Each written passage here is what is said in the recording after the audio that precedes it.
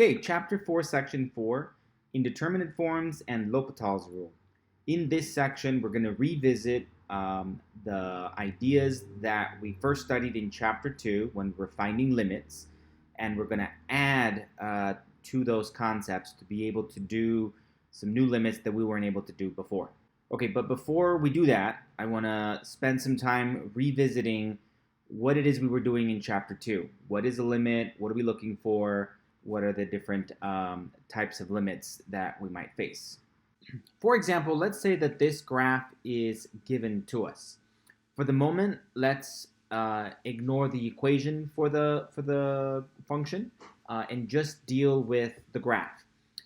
Finding limits by the picture, by the graph, is super easy. It really just gets complicated when we have to deal with the equations. So let's just think about this function here, right? So this whole thing in red is the function. It looks like the function is kind of defined by three pieces. So everything in red is the function. To the left of one, right? So f of x is kind of defined by this line here with some positive slope, right? Let's call this line A. Then there's this dot right there. I don't know what this height is here. I'm just going to make something up. How about if it's like at 1/2 right there? That's this guy right there. And then this looks like some sort of upside down parabola.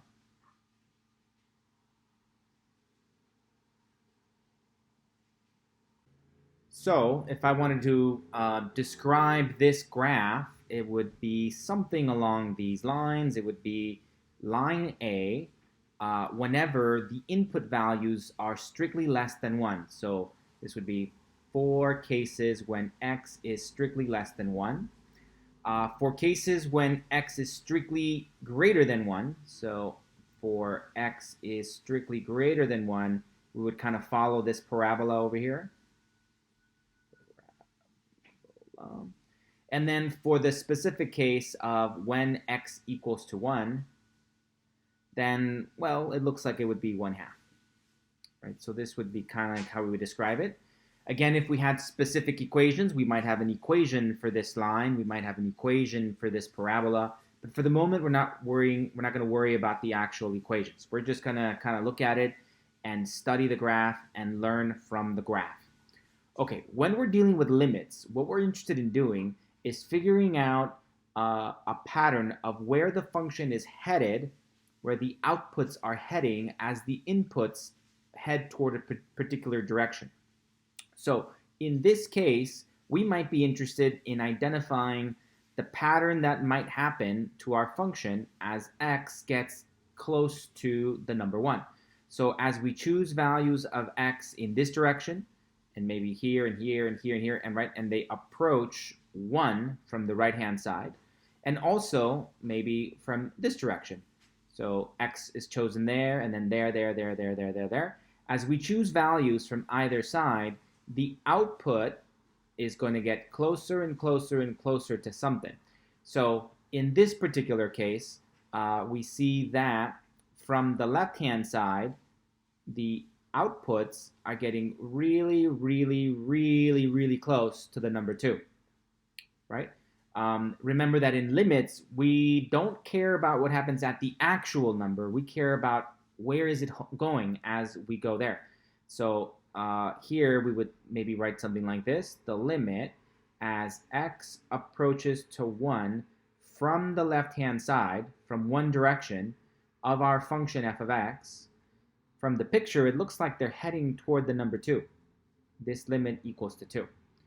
On the other hand, from the other direction, the limit as x approaches to 1 from the right-hand side, the limit as x approaches to 1 from the right-hand side of f of x, well, it looks like as I choose different values of x that get closer and closer to 1, they begin to get closer and closer. The outputs of our function get closer and closer and closer to 3.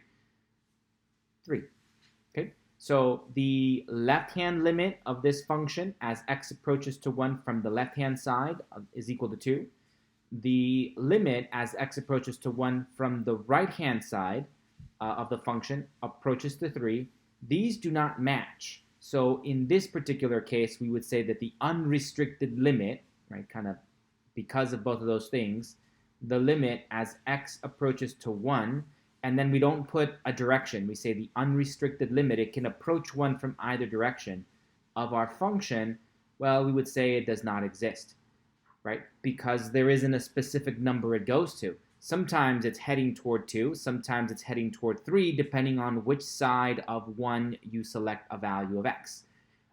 So the unrestricted limit does not exist.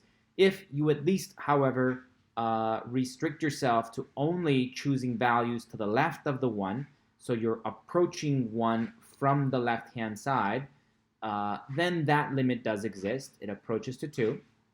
And if you restrict yourself to choosing values of x that approach 1 from the right-hand side, then the limit does exist. And it's approaching to the number 3. Notice that, of course, the value of our function f of 1, in my little case, equals to a half, and this doesn't have anything to do with the limits, right? The limit cares about where it looks like it's heading without necessarily caring about that specific value at that point. So here's a nice little applet that conveys that same idea. This little black dot here is the output value as x approaches to positive 1 from the left-hand side. When x is way over here, when it's a negative value, the output begins way down here. And as x gets closer and closer to 1, the output values get closer and closer and closer to 2, as long as we're restricting ourselves to choosing x values that are to the left of 1. As we approach 1, as we get infinitely close to 1, but always from the left-hand side, the pattern is that the outputs are heading toward the number 2. On the other hand, as x approaches to 1 from the right-hand side, see, when x is like 4, there's an output value way down here, and as x gets closer and closer and closer to 1, but always from the right-hand side, the output values get closer and closer and closer and closer and closer to 3, right? So they're heading toward 3. So we'd say that the limit as x approaches to 1 from the left-hand side of this function equals to 2, proof by picture, and the limit as x approaches to 1 from the right-hand side is equal to 3, again, proof by picture. And notice that at the actual number 1, the output of that value is a half. It has nothing to do with the actual limits. Now, if we wanted to include the unrestricted limit, if we remove that little minus and that little plus there, if that's not there, that means that you're allowed to choose any value of x that's close to 1 from either side. And if we did that, we would notice that sometimes we're approaching 2 and sometimes we're approaching 3. Therefore, we're not approaching a specific number. So the limit as x approaches to 1 does not exist in this case. Okay, now let's take a look at another example. Let's say that we are given a function that looks like this. That's this red one that almost looks like a parabola, except there's a little hole there. And at that value, and at that point, the output is 3, right? So it kind of falls out of line. There's a little hole there, and it kind of pops up to give you this little discontinuity. Okay, so we might be interested in what is happening to this function as the input values get closer and closer to 2. So we'd say that the limit as x approaches to 2 of our function, let's call the whole thing f of x. Now, the f of x is everything, including that, right? That little dot, everything in red is the function.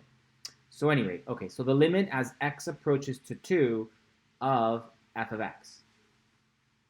I'm not going to restrict it by saying from the left side or from the right side, because I can see by my picture that both of them are going to match.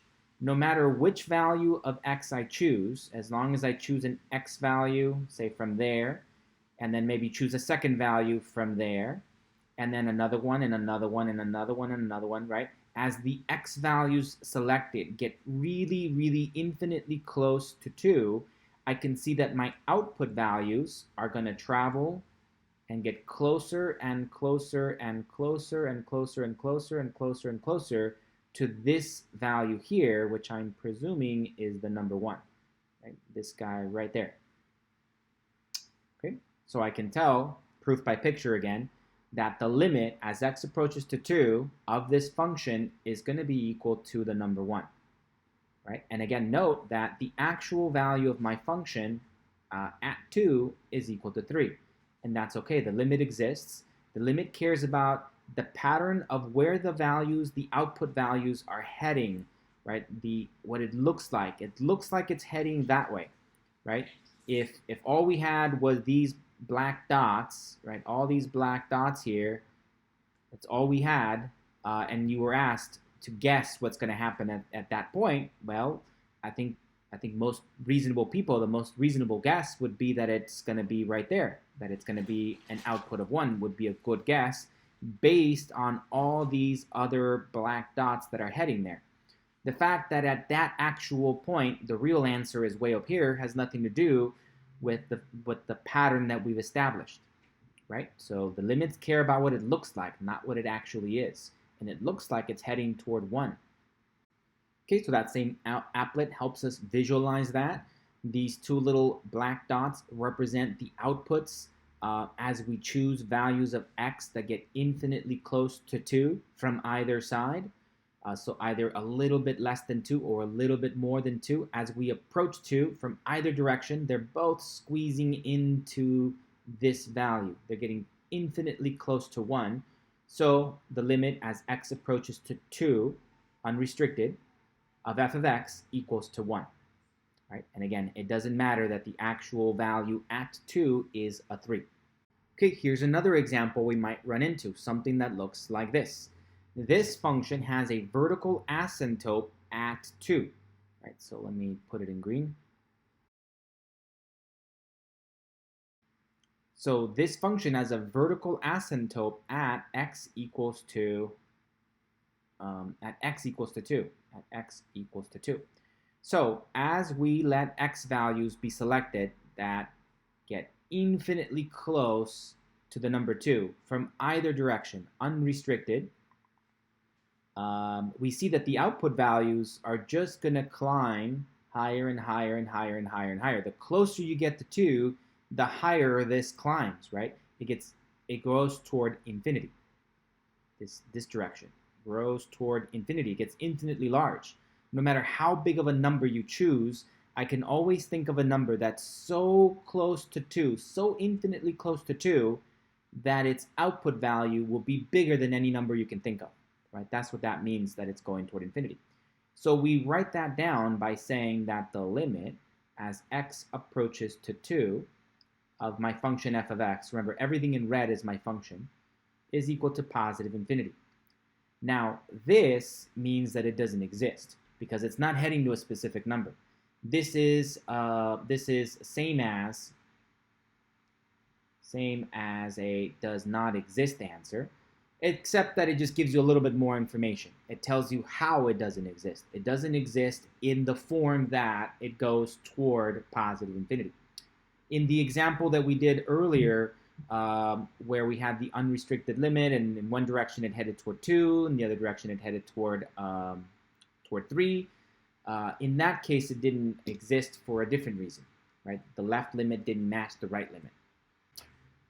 We can also do the same thing for restricted limits. So the limit as x approaches to 2 from the right-hand side of f of x. Well, in this case, it's going to match the same thing as the limit as x approaches to 2 from the left-hand side of f of x, which is going to be the same thing as our unrestricted limit. No matter what, we're still going to head toward positive infinity, and it doesn't exist. Okay, so here our little applet is demonstrating how that happens. Right, so those little black dots are indicating the output values. As we choose x values, get closer and closer and closer to that number 2, and it doesn't show it on here, but there's a little 2 here. So as the input values get closer and closer to the number 2 from either side, the output values get larger and larger and larger and larger and larger, and they just shoot off toward positive infinity. We can also have a case like this, where the left limit and the right limit don't match. So as x approaches to the number 2, from the left-hand side, the output values are heading toward negative infinity. And the limit, as x approaches to 2, from the right-hand side, the limit is approaching positive infinity. Both of them, again, both of them really mean that the limit doesn't exist, but you can include that it equals to positive or negative infinity as a way of providing more information. But if the question was, does the limit exist as x approaches to 2 from either side, the answer is no, the limit does not exist. Okay, now let's take a look at this function.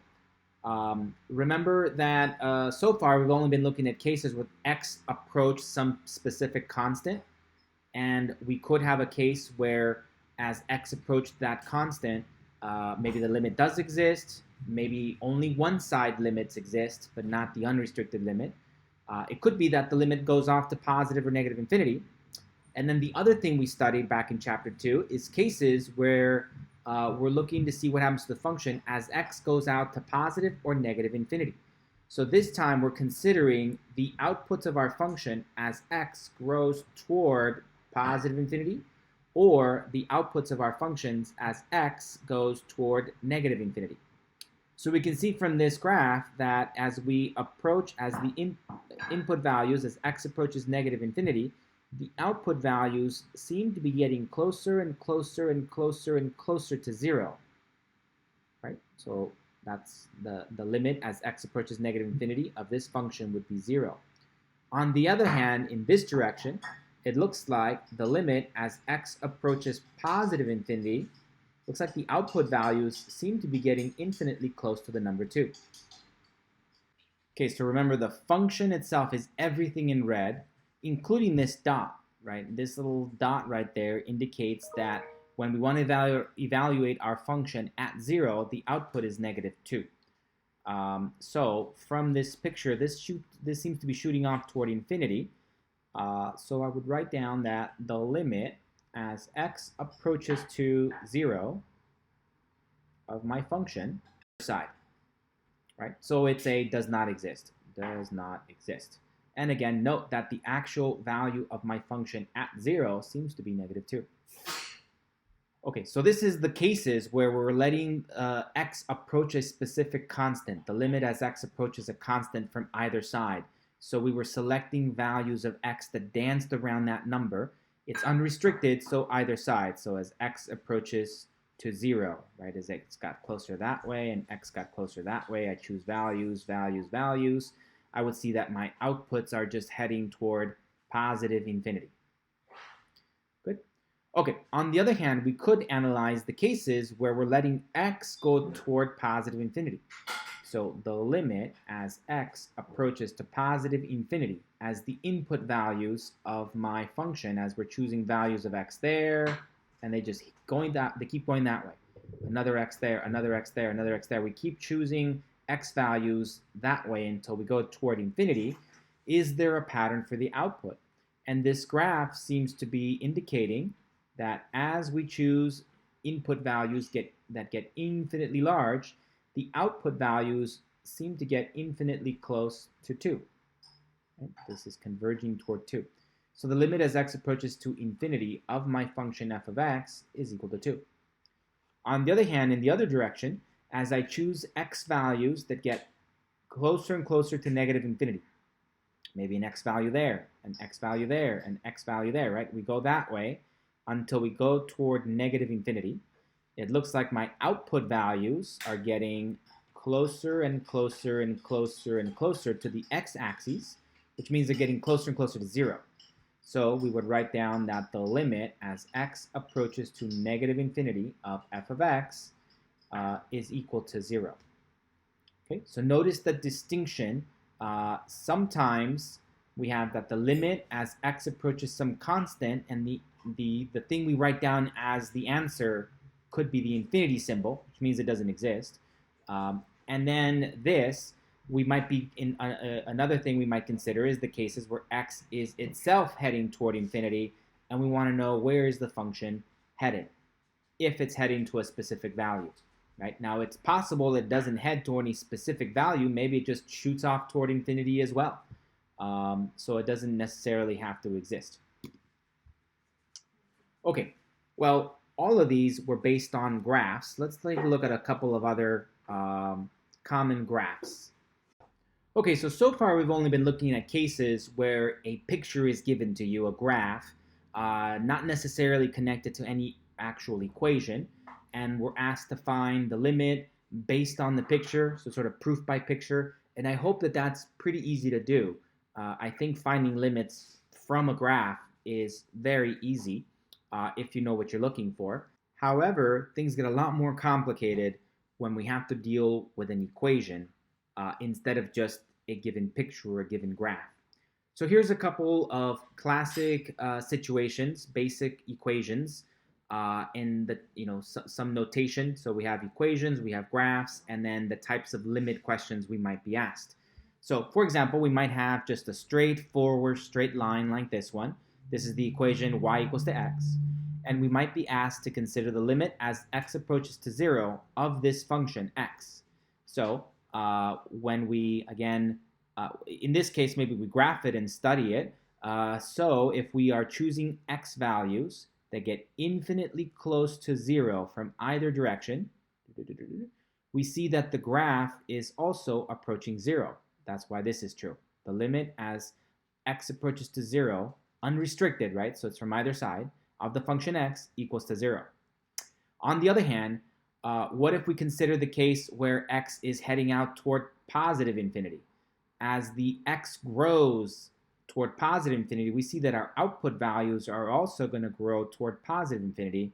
So that's where we get this. The limit as x approaches to infinity of the function x equals to positive infinity. And likewise, as x grows toward negative infinity, as we choose values of x that go in this direction and head that way toward negative infinity, we see that the output values are also growing down toward negative infinity. Good. So that's where this is coming from. Okay, let's look at a standard parabola, y equals to x squared. We could also ask the same thing, the limit as x approaches to 0 on x squared. So as x is chosen to approach 0 from either direction, we see that the function output values are going to head toward 0 as well. If we had a different value, right, 0 is just kind of an arbitrary choice your author made to just kind of give you some examples, but it could be something else. How about the limit as x approaches to the number 2 on the function x squared, right? So the number 2, let me erase some of this over here. 1, 2, here's the number 2, and then it's heading this way, so we know it's going to be there at 4. So as x is chosen, as we let x approach 2 from either side, we get infinitely close to 2 on either side. We know that the output values are going to approach the number 4. Right? So they go that way, and they go that way, and they get infinitely close to 4. So the limit as x approaches to 2 on the function x squared equals to 4. Okay. What about these, right? So the limit as x goes toward positive infinity, as the x values are chosen to be larger and larger and larger, right? As they head that way toward positive infinity, we can see that these values are going to go toward positive infinity. And as x values are chosen to go this way toward negative infinity, larger and larger and larger toward the negative direction, we can see that the output values are also heading toward positive infinity. That's what this statement is. Good. All right, there's another classic example, y equals to 1 over x. And we can see that as x approaches to 0 from the right-hand side, as the values of x get closer and closer and closer and closer to 0, never actually 0, but get infinitely close to 0, we see that the output values are heading toward positive infinity. So that's where this statement comes in. The limit as x approaches 0 from the right-hand side of our function 1 over x, that equals to infinity.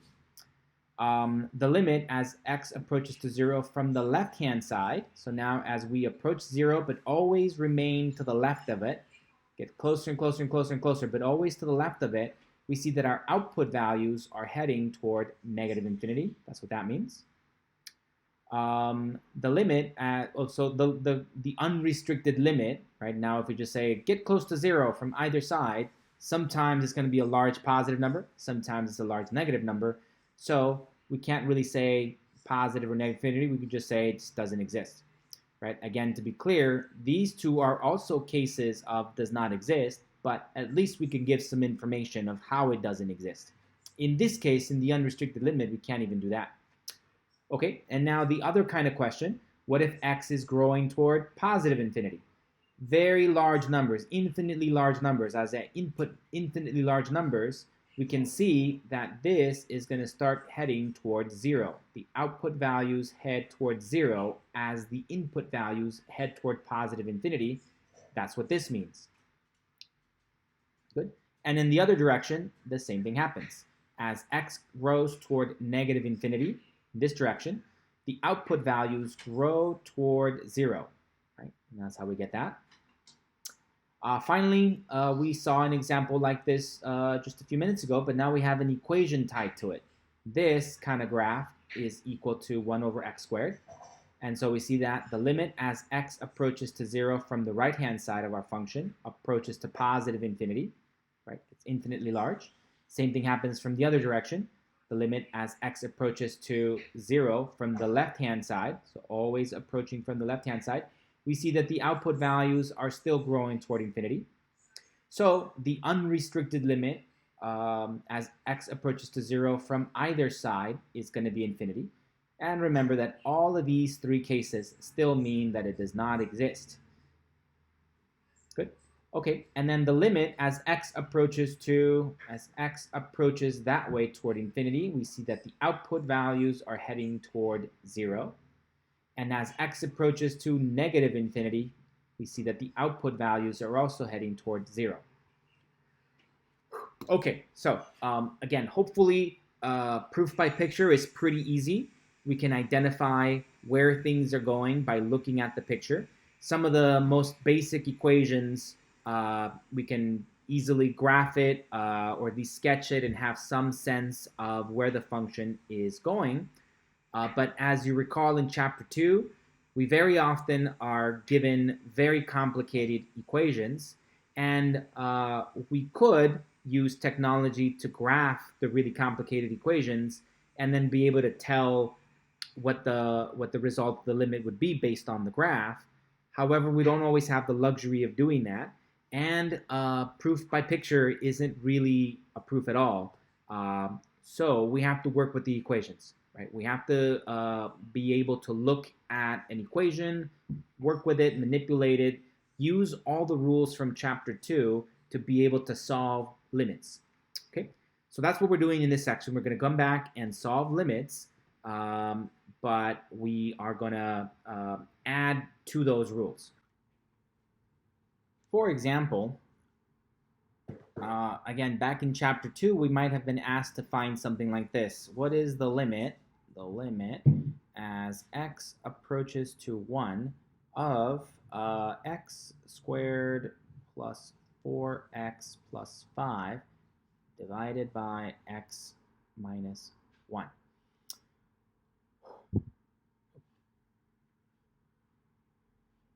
Minus 5. Okay, so notice that if we just simply plug in a 1 into this, we get a 1 plus 4 minus 5. So that would be 1 plus 4 is 5 minus 1. We end up with a 0 in the numerator and then a 0 in the denominator. So it doesn't quite make sense in that case to just plug in a 1. So one of the tricks we learned in Chapter 2 is that what we could do is say that this is equivalent to the limit as x approaches to 1. And what we could do is factor the numerator. This is x plus 5, x minus 1. And then the denominator is x minus 1. And so back in Chapter 2, we learned that we could go ahead and cancel those. And that this limit is equal to the limit as x approaches to 1 on just x plus 5. And now we can just plug that 1 in there. So this becomes 1 plus 5 or 6, right? And this 1 right here comes from the fact that it's there. Okay, so this is just the work we would do in Chapter 2. Fun with Chapter 2 stuff. Okay, another thing that we did back in Chapter 2 would be maybe to work with something that looks like this. Say, find the limit as x approaches to infinity of, say, 2x cubed plus 2x squared minus 7 divided by x cubed plus 4. And again, back in Chapter 2, one of the tricks we learned when we're working with a limit as x approaches to infinity, is to multiply the numerator and denominator by 1 over x to the power of the largest degree found in the denominator. So if we multiplied everything in the denominator by 1 over x cubed, multiply everything in the numerator by 1 over x cubed, we'd get the following. We'd end up with 2 over 2x cubed divided by x cubed plus 2x squared divided by x cubed minus 7 divided by x cubed all over x cubed plus 4 over x cubed. Okay, now a bunch of stuff reduces. This reduces with that completely. This reduces with that, and then that doesn't reduce. These guys cancel, and so we end up with this equaling the limit as x approaches to infinity of just 2 plus 2 over x minus 7 over x cubed divided by 1 plus 4 over x cubed. And then we know that, well, there's several properties of limits. We know that we can separate this into pieces. We can find the limit of numerator and denominator. Okay, so we can follow all those rules from Chapter 2, and ultimately we know that this is going to equal to 0, this is going to equal to 0, this is going to be equal to 0, and so we'll get that the limit equals to 2. This limit equals to 2. Okay, I know I'm going really quickly through it, but I'm just refreshing your memory on some of the stuff we did in Chapter 2. If you don't remember some of this, then go back and watch those videos from Chapter 2. Okay, so if we graph these equations, we can confirm that our limit is valid. So in this case, let's graph it and show that the graph confirms that as x approaches to 1, the limit as x approaches to 1 equals to 6. Okay, so here I graphed that really complicated equation, x squared plus 4x minus 5 all over x minus 1. And its graph turns out to look like this, almost a straight line. Now, Desmos is actually lying to us because it's not a solid line. There's actually going to be a little hole here at x equals to 1, right? Because 1 is not in the domain of this. But Desmos, that's one thing I don't know how to get it to do, to identify all those little holes. So there's really going to be like a little hole there. At any rate, though, whether there's a hole or not, the limit doesn't care about that. We care about what happens as x approaches to 1, not what actually happens at 1. And we can see that as x approaches to 1, as the input values approach 1, the output values approach 6. See if I can, there we go, that's better. As x approaches to 1, then the output values are approaching 6, right? So it confirms what we got from our equations. On the other hand, okay, so here's that other equation. If I come to Desmos and I graph it, I can see from our picture it confirms that as x gets infinitely large, as x approaches to positive infinity, the output values here are approaching the number 2. Zoom in a little bit more. See, here's the number 2. As the input values get larger and larger, as x is chosen to be a value that's larger and larger and larger and larger, the output values get infinitely close to the number 2. Right? So there's a horizontal asymptote at y equals to 2. So that confirms our work. Okay, so hopefully this has been a nice little review of all the great work we did back in Chapter 2 with regards to limits. So sometimes we have a graph and no equation, and we can just identify a pattern of where the function is heading just based on the picture. Hopefully that's pretty easy. But very often we have to work with an equation. And even though we have technology and we can just easily go to like Desmos or another online graphing tool to graph it and be able to judge the limit based on the picture, that's not always going to be valid.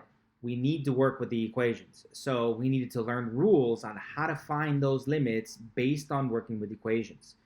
So here's a couple of great examples of how to work with the equations. Sometimes we get to factor the numerator, cancel, reduce, and get to something, find our limit that way. Sometimes we get to use this kind of trick to rearrange our equations and be able to find the limit. And there's a variety of other rules and ideas that help us find limits based on an equation, all of them jam-packed into Chapter 2. But even all those rules are not going to help us find the answer to everything.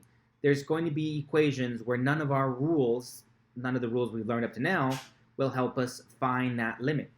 For example, what if we were asked to find this limit?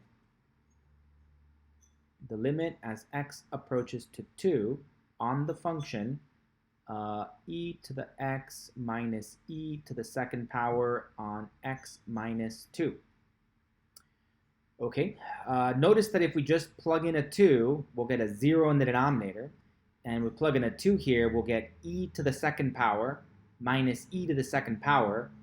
Well, we'll get like a 0 over a 0. So that's not really an answer. And we really can't do either one of these tricks. We really can't simplify the whole thing by multiplying the numerator and denominator by a clever division like this case. That's not going to work for us. And also, we really can't factor this into something that reduces and cancels and gives us our answer. So if this question was given to you back in Chapter 2, we'd be stuck. Luckily, this is where we use this new idea that I'm about to introduce called L'Hopital's rule. So this is what L'Hopital's rule states. Okay, L'Hopital's rule. Suppose that f and g are differentiable and that g prime of x does not equal to 0 on any open interval I that contains a, except possibly at a. Remember, the limit only cares about what's happening as we approach the value a, not at the actual value of a. Okay, so if the limit as x approaches to a of f of x equals to 0, and the limit as x approaches to a of g of x equals to 0, or, and these are kind of two separate situations here, or the limit as x approaches to a of f of x equals to positive or negative infinity, and the limit as x approaches to a of g of x equals to positive or negative infinity. In other words, we have an indeterminate form of the type 0 over 0 or infinity over infinity. Then the limit as x approaches to a of f of x divided by g of x is going to be equal to the limit as x approaches to a of f prime of x divided by g prime of x, if the limit on the right-hand side exists, or is positive or negative infinity. Okay, what is all this saying? Okay, so if we are facing a situation where we are asked to find the limit as x approaches to a of some function f of x over g of x, right? Some function there, and they're asked us to find the limit of the whole thing. What's happening there? What we're going to do is kind of go do a little bit of side work here and kind of note that if I find the limit as x approaches to a of f of x, and if I find the limit as x approaches to a of g of x, let's say that both of these happen to be equal to 0. This is what we call an indeterminate form of the indeterminate form of the type 0 over 0, right? Because the limit of the numerator is 0, the limit of the denominator is 0. And this is where L'Hopital's rule can come in. What L'Hopital's rule is saying is that in order to find that limit that we're interested in, limit as x approaches to a of this ratio function, f of x over g of x, what we could do is instead find the limit as x approaches to a of this new fraction, which is going to be the derivative with respect to x of the f of x function, divided by the derivative with respect to x of the g of x function. This new ratio over here will have a limit that is equivalent to the original one if it exists, or if it equals to positive or negative infinity. Okay.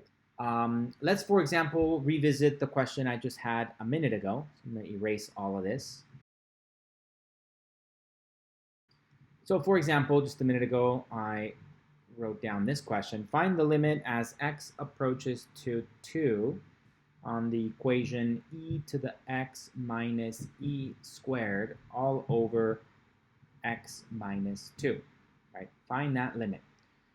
Well, that's ugly. I'm not really sure. But note that, so I put kind of like note that the limit as x approaches to 2 of just the numerator, e to the x minus e to the second power. Well, this is just some constant. Remember, e is just a number. E squared is just some number. So it's the same thing as just putting like 4 or 7, right? It's just some number. And e squared, e to the power of x, well, that's continuous. So because it's continuous, I can just replace the value of x with the 2. This is equal to e to the power of 2 minus e to the power of 2, where this 2 is the result of that guy right there. And, well, e to the second power minus e to the second power, that's just going to be 0. Okay. Now, in the denominator, the limit as x approaches to 2 of the function x minus 2, well, again, this is a linear equation. It's continuous. So from our rules in Chapter 2, we know that we can just replace the x and say that this is 2 minus 2. Again, this 2 is the one from there, replacing the x with that 2, which again just gives me a 0. So this satisfies this condition. The limit of just the numerator is 0. The limit of just the denominator is 0. This is an indeterminate form of type 0 over 0. This whole question here is an indeterminate of the type 0 over 0. Okay? All right, well, according to L'Hopital's rule, then, in order to find my answer, what I could do is just take the derivative of the numerator, take the derivative of the denominator. Hopefully, maybe, that will give us the limit we're interested in. So this is what we would do. We'd take the limit as x approaches to 2 of e to the x minus e to the second divided by x minus 2 is equal to the limit as x approaches to 2 of the derivative with respect to x of e to the x minus e to the second divided by the derivative with respect to x of the denominator, which is x minus 2. The derivative of the numerator by itself, well, that's just some constant, that's 0. And the derivative of e to the x, well, we know that that's just going to be e to the x. And the derivative of the denominator, well, that's a 0. And the derivative of x is just equal to 1. That's just going to be equal to 1. So we get that this is going to be the limit as x approaches to 2 of the function e to the x over 1. This is just going to be e to the x. And so this is just going to be equal to e to the second. Good. Some constant. Remember, the number e is just a number. It's 2.718-ish. And so that's our answer. It approaches e squared. Okay. In some cases, we'll run into situations where we have an indeterminate of the form 0 over 0. Or in some cases, we'll run into a situation where we'll have an indeterminate of the type infinity over infinity. So you might have a case where you independently check out the limit of the numerator, the limit of the denominator, and maybe they both equal to positive or negative infinities. So you'll have a situation like this one. In either case, the L'Hopital's rule applies. Okay, so we'll do more examples, but let's note a couple of things here. So L'Hopital's rule says that the limit of a quotient of functions is equal to the limit of the quotient of the derivatives, provided that the given conditions are satisfied.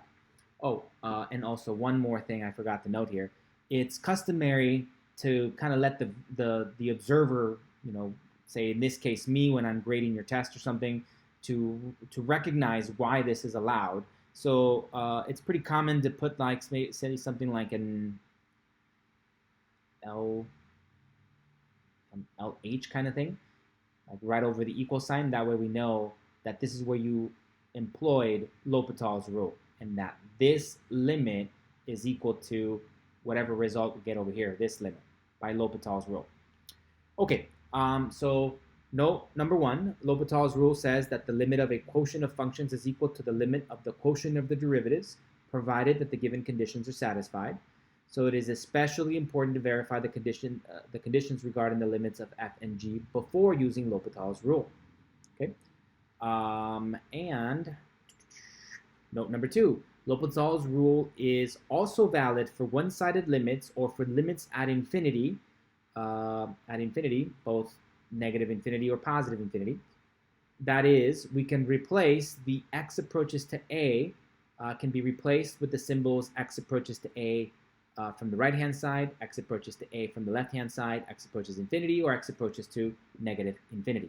Right? So in other words, coming back up here to the statement of L'Hopital's rule, these guys right here, instead of x approaches to a, could all be replaced by any one of these symbols. The limit as x approaches to a from the right-hand side, the limit as x approaches to a from the left-hand side, the limit as x approaches infinity, or the limit as x approaches to negative infinity.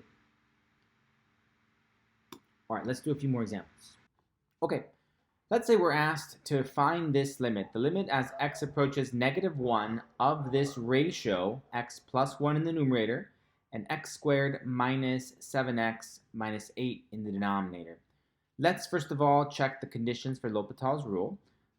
So if we try and evaluate the numerator, the limit as x approaches to -1 of x plus 1, we know that this is a polynomial. So this is a polynomial. And we know from chapter 2 that if we're trying to evaluate a polynomial, all we have to do is, if we're trying to evaluate the limit of a polynomial, all we have to do is evaluate the polynomial. So this is going to be equal to having blank plus 1, and all we have to do is evaluate the -1 there. So we see that this is just going to be 0. Okay. Likewise, if we think about the limit as x approaches -1 of just the denominator, x squared minus 7x minus 8, again, this is just a polynomial, some polynomial. And we know that the limit of a polynomial is equal to that polynomial evaluated at our limit value. So this is going to be equivalent to something squared minus 7 times something minus 8. And so this is going to be -1 there. And we see that this whole thing is going to be equal to 1 plus 7 minus 8, which equals to 0. So we see that this is going to be an indeterminate form of the form, right, this limit. This limit is indeterminate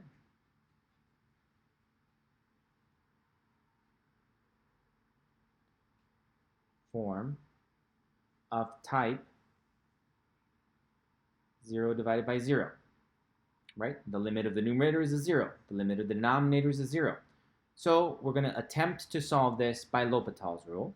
So L'Hopital's rule says that the limit that we're after, this limit, is equivalent to the limit of taking the derivative of the numerator and taking the derivative of the denominator, right? So let me rewrite that. The limit as x approaches to -1 of this function, x plus 1, x squared minus 7x minus 8, the limit as x approaches to -1 of this, by L'Hopital's rule,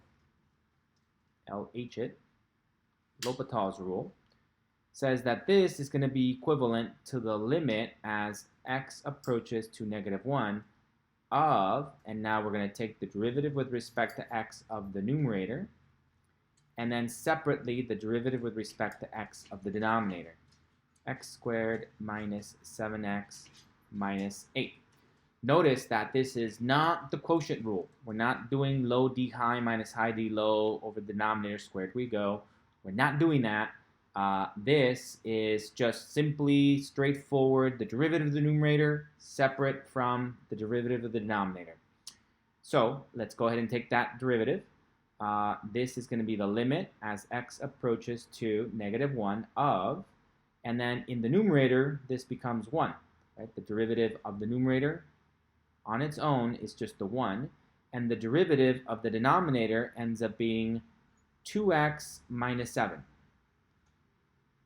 2x minus 7. Okay, so now this is a rational function, right? The whole thing, it's a rational function. And we know from our work from chapter 2 that this is equivalent to just evaluating it at the value of our limit, that -1, as long as we don't have a 0 in the denominator, which we are not going to have here. So let's just evaluate. This is equal to 1 divided by 2 times blank minus 7. That blank is going to be that -1, which means that this is going to be equal to -1 over 9. Right? -2 minus 7 becomes -9, so the whole thing is -1/9. Okay, so this is the limit we were interested in. On initial inspection, we see that this has a limit of 0 in the numerator. The limit of this of the denominator is a 0, so we have an indeterminate form of type 0 over 0. And so L'Hopital tells us that in order to find this limit, it's equivalent to the limit of taking the derivative of a ratio of the derivatives, a ratio of the derivative of the numerator and derivative of the denominator. Not the quotient rule, just kind of taking derivatives separately, if it exists. So then we work our way, we solve, simplify, and end up with this. So then our connection is that the limit we were originally interested in, the limit as x approaches to -1 of x plus 1 over x squared minus 7x minus 8, that original derivative we were interested in, is equal to -1/9.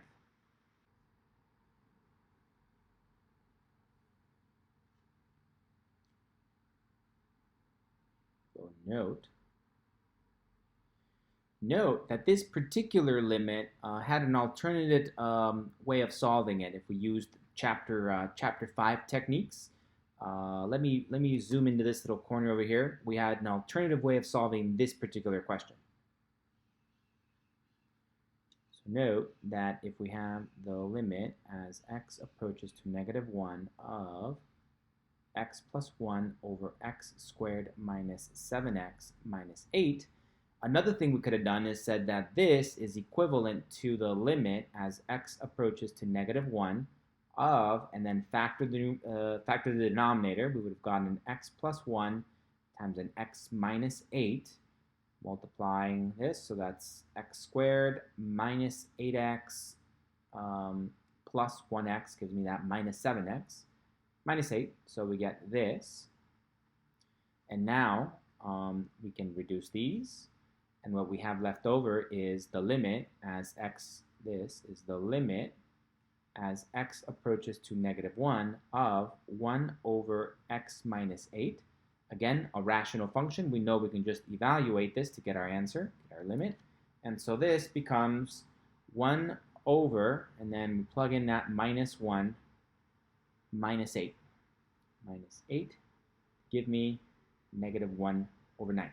So we would have gotten the same answer, right? That's the point. We can have the same answer in multiple ways. The point here is that we were able to use L'Hopital's rule to get the same answer we would have gotten by the techniques we developed back in chapter 2. I'll say by chapter 2. methods. But this helps us confirm that L'Hopital's rule is working. It's giving us the right answer. We won't always be able to do this, right? So this only works out well because we're able to factor the denominator and because it reduced with this term in the numerator. And that was just like a really happy coincidence. But L'Hopital's rule is a lot more powerful. It'll let us solve lots of other problems that we wouldn't otherwise be able to solve. So it's a very, very important tool that we get to use. Okay, so let's move on to other examples. Okay, let's say that we are asked to evaluate this limit. The limit as x goes to positive infinity of this ratio. First of all, let's explore this using our techniques and methods from Chapter 2. So if this was a question all the way back when we were in Chapter 2, maybe one of the things we try is the following. Let's say that this is equivalent to the limit as x approaches to infinity of, and then we have 5 minus 4x to the third power and 1 plus 7x to the third power. So maybe we'd multiply the numerator and denominator by 1 over x to the third power, 1 over x to the third power. So the idea is to multiply by 1 over x to the power of the largest degree we see in the denominator, which then equals to the limit as x approaches to infinity of 5 over x cubed minus 4 all over 1 over x cubed plus 7. Okay, and now we have this giant limit like this. Then this is going to be equal to the limit. We can break this up into little pieces here. This is the limit as x approaches to infinity of 5 over x to the third minus the limit as x approaches to infinity of the number 4 divided by the limit as x approaches to infinity of 1 over x to the third power plus the limit as x approaches to infinity of the number 7. And again, using our rules from Chapter 2, we know that this is going to go towards 0. This is going to go towards 0. This is just going to go toward 4, and this is going to go towards 7.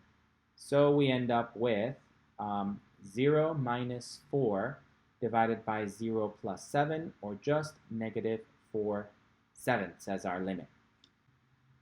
Okay, but this is by the methods of Chapter 2, by Chapter number 2 methods.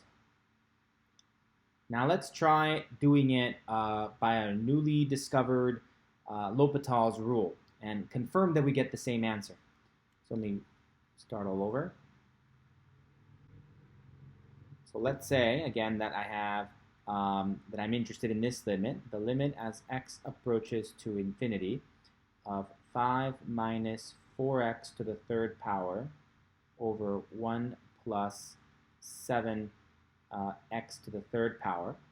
So rather than finding the limit of the numerator separate from finding the limit of the denominator, very often, sort of in writing, what happens is that people just proceed forward to see if it's going to work out or not. So let's find the limit of the numerator. That's 5 minus 4x to the third power. And then the limit of the denominator is the limit as x approaches to infinity of 1 plus 7x to the third power. And then think about what happens here. The limit as x goes to infinity, well, this part doesn't even have an x, so it's just 5. That doesn't matter. And as x gets infinitely large in the positive direction, x goes toward positive infinity. And then there's this minus 4, so it goes toward negative infinity. So the numerator is heading toward negative infinity.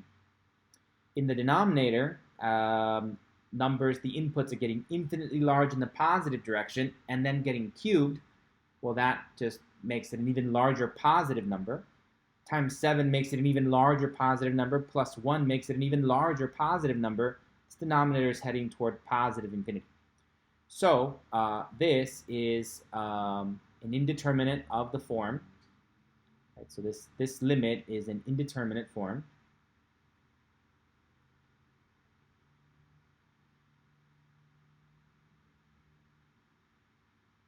Of type infinity over infinity. Right, that's what's happening here. So by L'Hopital's rule, then we can say that this limit, the limit we are interested in, the limit as x approaches to infinity of this fraction, 5 minus 4x to the third power, 1 plus 7x cubed, is equal to the limit as x approaches to infinity of of the derivative with respect to x of the numerator, 5 minus 4x cubed, divided by the derivative with respect to x of 1 plus 7x cubed. Right? The derivative of the original ratio I'm interested is equal to the the limit of the original ratio I was interested in is equal to the limit of the ratio of these two derivatives. Right? And that's where L'Hopital's rule is coming in. Right? Make sure you identify when you're using L'Hopital's rule. Right? That allows that to happen. On the test, when you show your work, please identify with something like this or some sort of indication of when you're allowed to do this, when you're implementing L'Hopital's rule.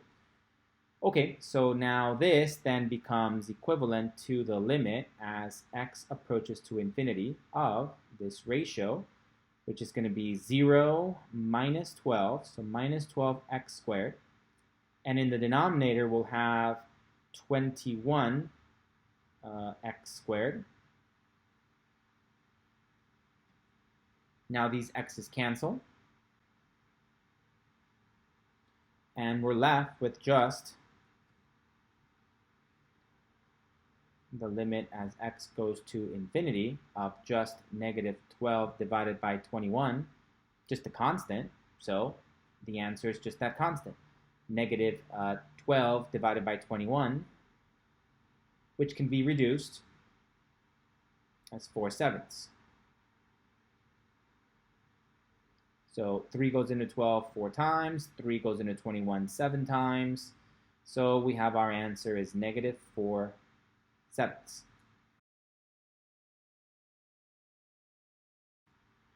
So we can wrap it all up and kind of put a bow on it and go back to our original statement, the limit as x approaches to infinity of the original ratio we were interested in, 5 minus 4x cubed, divided by 1 plus 7x cubed is equal to negative 4/7. And this answer matches what we would have gotten had we used the techniques from chapter 2. Right, same. So you don't have to solve the answer in 2 different methods in your homework, by the way. I was just simply pointing out that the methods that we learned back in chapter 2 happened to work for this problem, and we got an answer of negative 4/7, and I just wanted to compare and contrast and show how L'Hopital's rule works, and it gives us the same answer. But in this section and in this next exam, I'm expecting people to do things by L'Hopital's methods. So that's what we should be doing in our homework. And let's do some other examples where the methods from chapter 2 might work, might not work, but let's get comfortable with L'Hopital's rule. I think eventually people realize that it's a really nice, really powerful tool and often helps us solve the answer in a nice, easy way. Okay, so let's say we're asked to find this limit, the limit as x approaches to 0 of ln of 1 minus 3x all over x. Yeah, the ideas from chapter 2 don't really work out here. So let's just jump right into L'Hopital. So we would begin by confirming that we're allowed to use L'Hopital. So I would begin this problem by thinking about the limit as x approaches to 0 of the function in the numerator, ln of 1 minus 3x.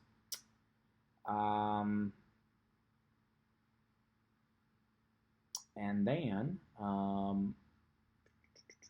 the limit as x approaches to 0 of the function in the denominator. Kind of thinking of this. Okay, in the denominator, this limit is going to go toward 0. In the numerator, we have a function, and then we have another function inside it. This is a composition of functions. Back using our properties from chapter 2, we know that we can pull this inside that function and find this limit, and then evaluate the outside function at that limit, as long as the inside function has a limit that exists, and the outside function is continuous at that point.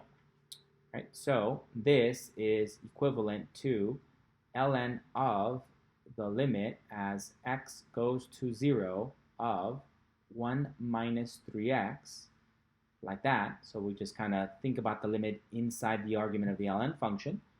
And it's going to be okay as long as this limit exists and that the ln function is continuous at that limit. Okay, so let me rewrite this over here. And you know what? I'm just going to extend this here and say that this is the limit as x approaches to 0 of x. And we'll extend this guy over here, just that it's on the same line. Okay, so the denominator, we said this limit is 0. Now in here, inside this argument, let me highlight that it's inside of it, right? So this whole limit, the limit of 1 minus 3x, is inside the ln function. And this limit inside here is going to go toward 1, right? As x goes infinitely close to 0. This is a polynomial, so we can just evaluate it at 0.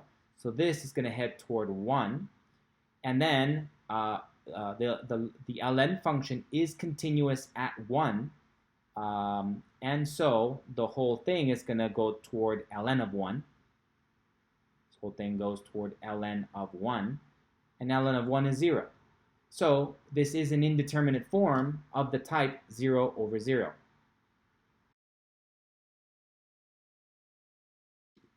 Okay, so it's an indeterminate form of the type 0 over 0, which now means we can use L'Hopital's rule. Okay, so now let's copy this down here, which means that ln, the limit, as x approaches to 0 of ln of 1 minus 3x over x. Right, so we have this limit of this ratio, that this is equivalent to the limit as x approaches to 0 of, and now we're going to take the derivative with respect to x of ln of 1 minus 3x divided by the derivative with respect to x of just x. Okay, so now this derivative is nice and easy, and this derivative is nice and easy. This one is just going to be 1. And this derivative is maybe a little bit more complicated. This derivative is going to be 1 over the argument of the ln function. So it's going to be 1 over 1 minus 3x times the derivative of the inside part, thanks to our chain rule, 1 minus 3x. And then that turns out to be an extra negative 3. Negative 3. So our entire derivative is then going to be equal to negative 3 all over 1 minus 3x. And that's what that is. So this means that this is the limit as x approaches to 0 of this new ratio, which just has a 1 in the denominator and a negative 3 over 1 minus 3x in the numerator. Okay, well then this just simplifies to give me the limit as x approaches to 0 of negative 3 over 1 minus 3x. This is a rational function, and we know that rational functions can just be evaluated at the index of the limit as long as that limit exists and it isn't 0 in the denominator, which it won't be in this case. So this is just going to be equal to negative 3 divided by 1 minus 3 times, and this is where we just get to put in a 0 in there, and then this just becomes negative 3. Okay, So we bring it all together and say that the original limit we were interested in, the limit as x approaches to 0 of ln of 1 minus 3x divided by x is equal to negative 3.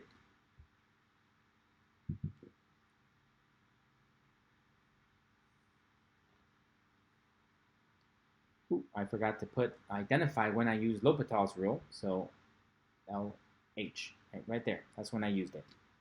The limit of my original ratio is equal to the limit of the ratio of the derivative of the numerator divided by the derivative of the denominator. Okay, so don't forget that we have to confirm that we have a limit that qualifies for L'Hopital's rule.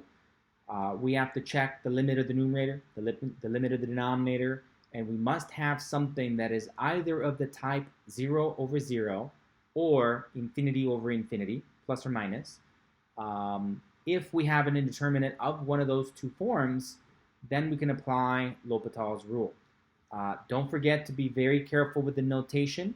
In order to get full credit on this next test, you don't want to miss out on points by doing weird notational things.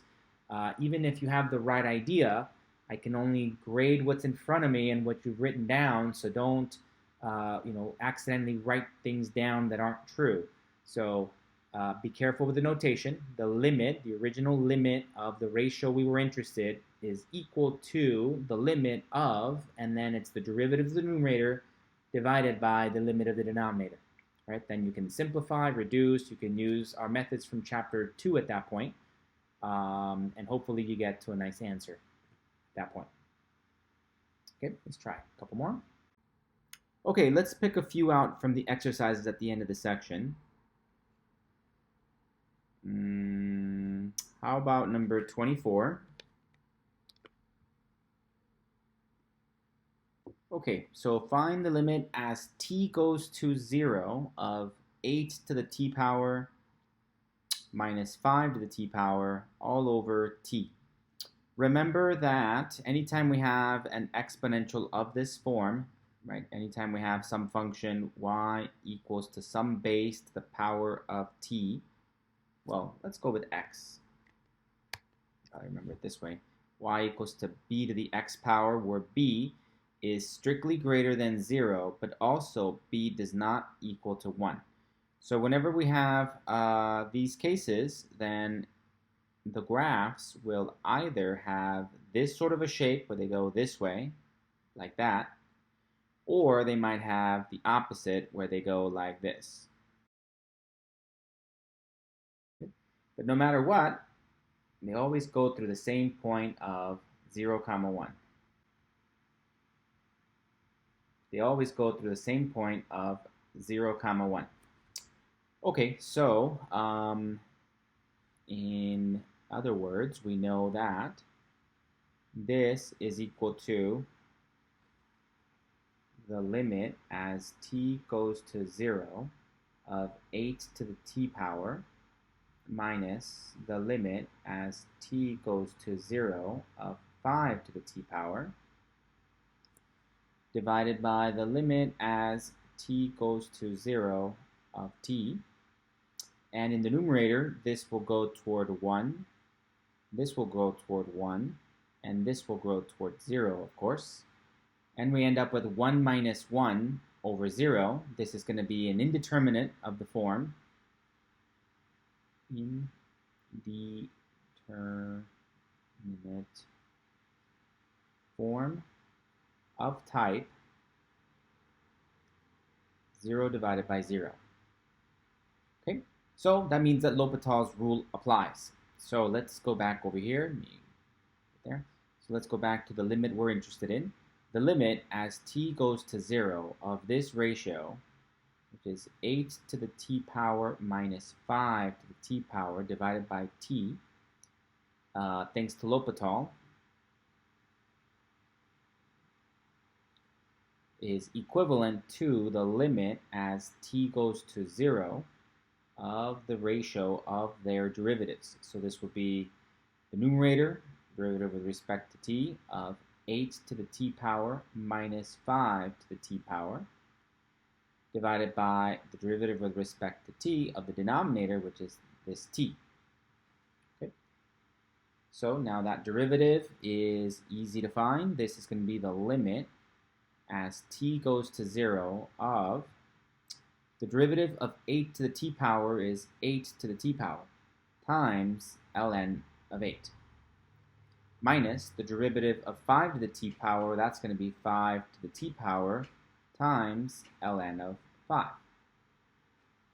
The derivative of t with respect to t, that's just going to be a 1. It's all over 1, so we can ignore the fraction. And so this is going to be equivalent to the limit as t goes to 0 of the 8t ln of 8 minus the limit as t goes to 0 of 5 to the t power ln of 5. Remember that ln 8 and ln 5 are just some constants. They're just some number. There's no variable there. We can pull it out of the limit. Certainly there's no t's in there.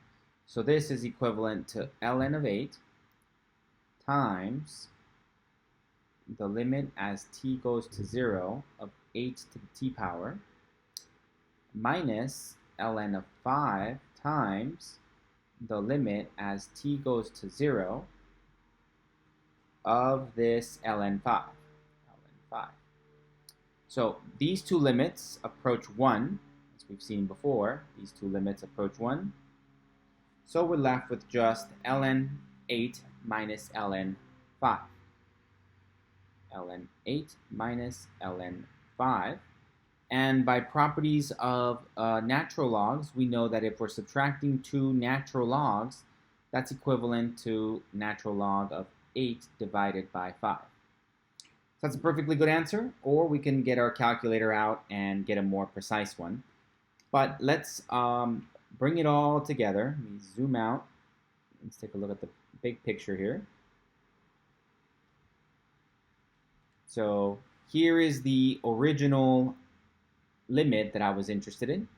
By L'Hopital, we know that the limit of this ratio, the one that I was originally interested in, is equivalent to the limit of the ratio of these two derivatives. Good. So then we took the derivatives, we simplified, applied the limit, we see this. So we can come back and answer our original question, the limit as t approaches to 0 of 8 to the t power minus 5 to the t power divided by t approaches ln of 8 divided by 5. Let's get our calculator out and put a decimal approximation to that here. So that'll be ln of 8 divided by 5.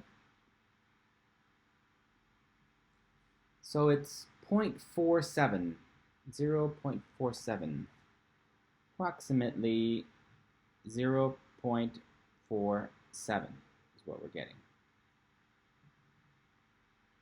The limit as t approaches to 0 of this ratio is approximately 0.47.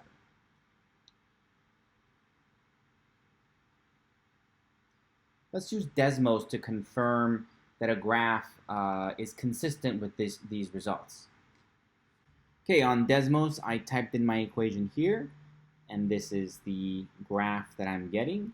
And remember that we're interested in the limit as t approaches to 0 for this question.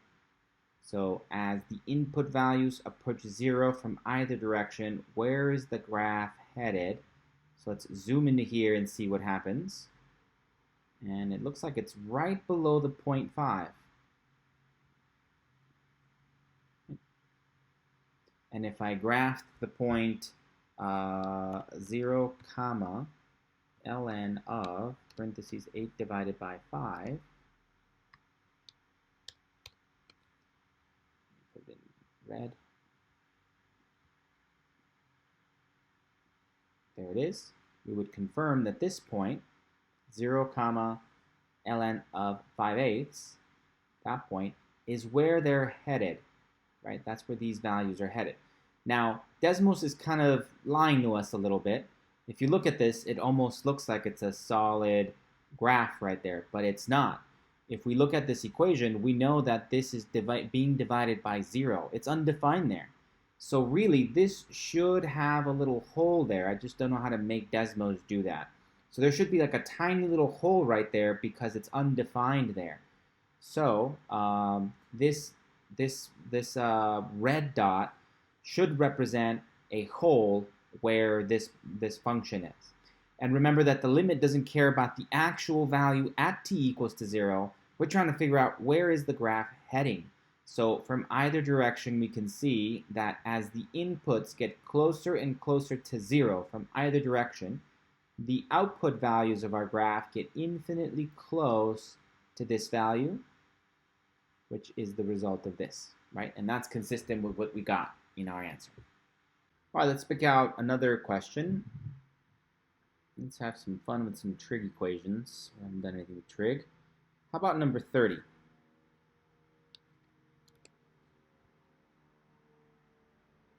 Okay, the limit as x approaches to 0 of the ratio of x minus sine x over x minus tan x.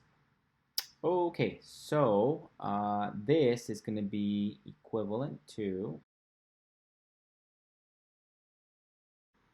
Okay, so using our properties from limits, we know we can find the limit of the numerator, limit of the denominator, and then we can separate it into these four. And so the limit as x approaches to 0 of the function x, well, that's just going to be 0. And, well, this one's also 0. And then if you remember your graph of a sine function, the limit as x approaches to 0 of sine x is also going to be 0. And the limit as x approaches to 0 of tan x is also going to be 0. So we have 0 minus 0 divided by 0 minus 0. This is going to be an indeterminate. An indeterminate form of the type 0 divided by 0. Okay, so L'Hopital's rule applies. Let me copy this over here. The limit as x approaches to 0 of x minus sine x over x minus tangent x. Thanks to L'Hopital. Don't forget to identify when you're applying L'Hopital's rule. This is equal to the limit as x approaches to 0 of the ratio of d dx of x minus sine x d dx of x minus tangent x. This is the limit as x approaches to 0 of, and so the derivative of x is 1. The derivative of sine is cosine. In the denominator, again, we have the derivative of x is 1 minus, and the derivative of tangent x is equal to secant squared x. Okay, so we have our limit. Let me zoom out a little bit. Okay, so now to evaluate this, again, we can write it all this way. This is the limit as x approaches to 0 of 1 minus cosine x divided by the limit as x approaches to 0 of 1 minus secant squared x. And so the limit as x approaches to 0 of cosine of x, this is approaching 1. And the limit as x approaches to 0 of secant squared x, remember this is the same as 1 over cosine squared. Cosine approaches 1, so 1 over cosine squared. This is just going to become 1 as well. So we have 1 minus 1. This is again going to be an indeterminate of the form 0 over 0. 0 divided by 0. Okay, so that means we get to apply L'Hopital's rule one more time to this function. Okay, so thanks to L'Hopital, we get to say that this is equivalent to the limit as x approaches to 0 of the derivative with respect to x 1 minus cosine x divided by the derivative with respect to x of 1 minus secant squared x. Okay, the derivative of 1 is 0.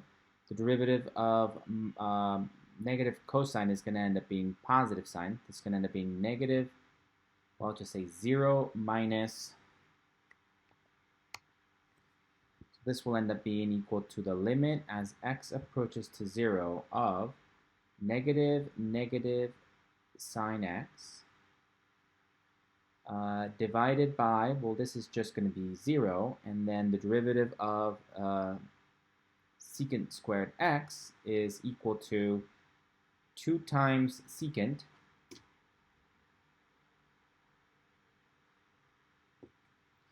is going to be equal to negative 2 secant of x. Okay. Bringing the 2 out in front, remember this is being squared, so I use my power rule to bring the 2 out in front, derivative of secant x, times the derivative with respect to x of secant x. Okay, so I'm going to bring this over here now. This is equivalent to the limit as x approaches to 0. So minus minus, that's just going to turn out to be a sign in the numerator, sine x, divided by negative 2 secant x times, and then the derivative of secant x is secant x tangent x. Secant x, tangent x. Okay, so let's just try and simplify this. We get the limit as x approaches to 0 of, well, in the numerator, we just have sine of x. In the denominator, let's rewrite all this in terms of sines and cosines. We end up with minus 2 times 1 over cosine x, that's this secant x, times another 1 over cosine x, that's this other secant x, or I could have rewritten it as secant squared x, times, and then tangent is sine x over cosine x. All right, so this is going to be equivalent to the limit as x approaches to 0 of, and all of this will be sine x in the numerator, and then minus 2 sine x in the denominator divided by cosine cubed of x. So I'm going to put a little 1 underneath this sign, like that. And now I have a fraction in the numerator and then a fraction in the denominator. We know we can simplify it by multiplying the numerator times the reciprocal of the denominator.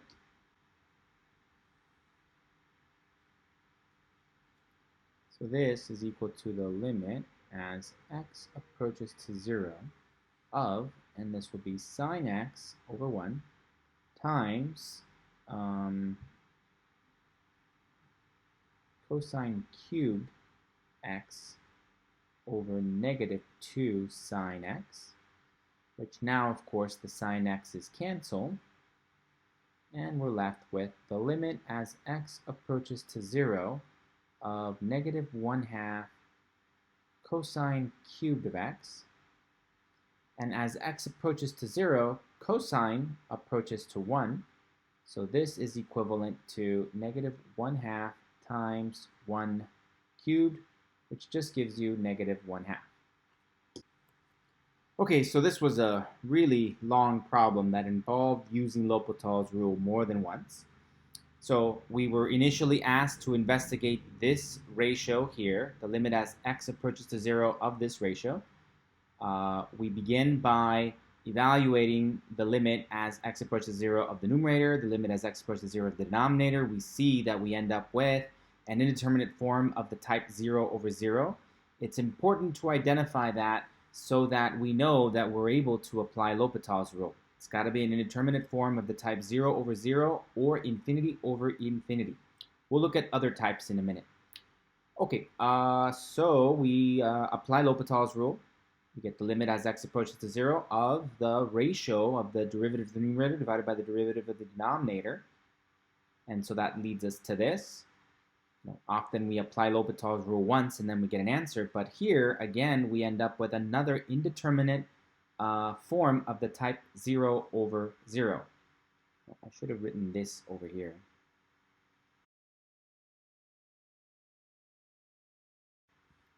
Okay, there we go. That's a little bit better. It was a little messy. Okay, so we applied L'Hopital's rule. We took the derivative of the numerator, derivative of the denominator. We get to this ratio. And then we try and evaluate it, and we see that we have another indeterminate form of the type 0 over 0. Therefore, we take this limit right here, and I just copied that over here, and then I get to apply L'Hopital's rule one more time. And so this is exactly this. I just copied it over. So now, by L'Hopital's rule, that means that this is equivalent to the limit as x goes to 0 of the derivative of the numerator divided by the derivative of the denominator. Be real careful with your signs. We end up with this. And now it's just a matter of simplifying it and reducing, canceling, and at the end of the day, we end up with this. So to bring it all together, the original limit that they were interested in is equal to negative 1/2. So we can conclude that the limit as x approaches to 0, x minus x minus tangent x equals to negative 1/2.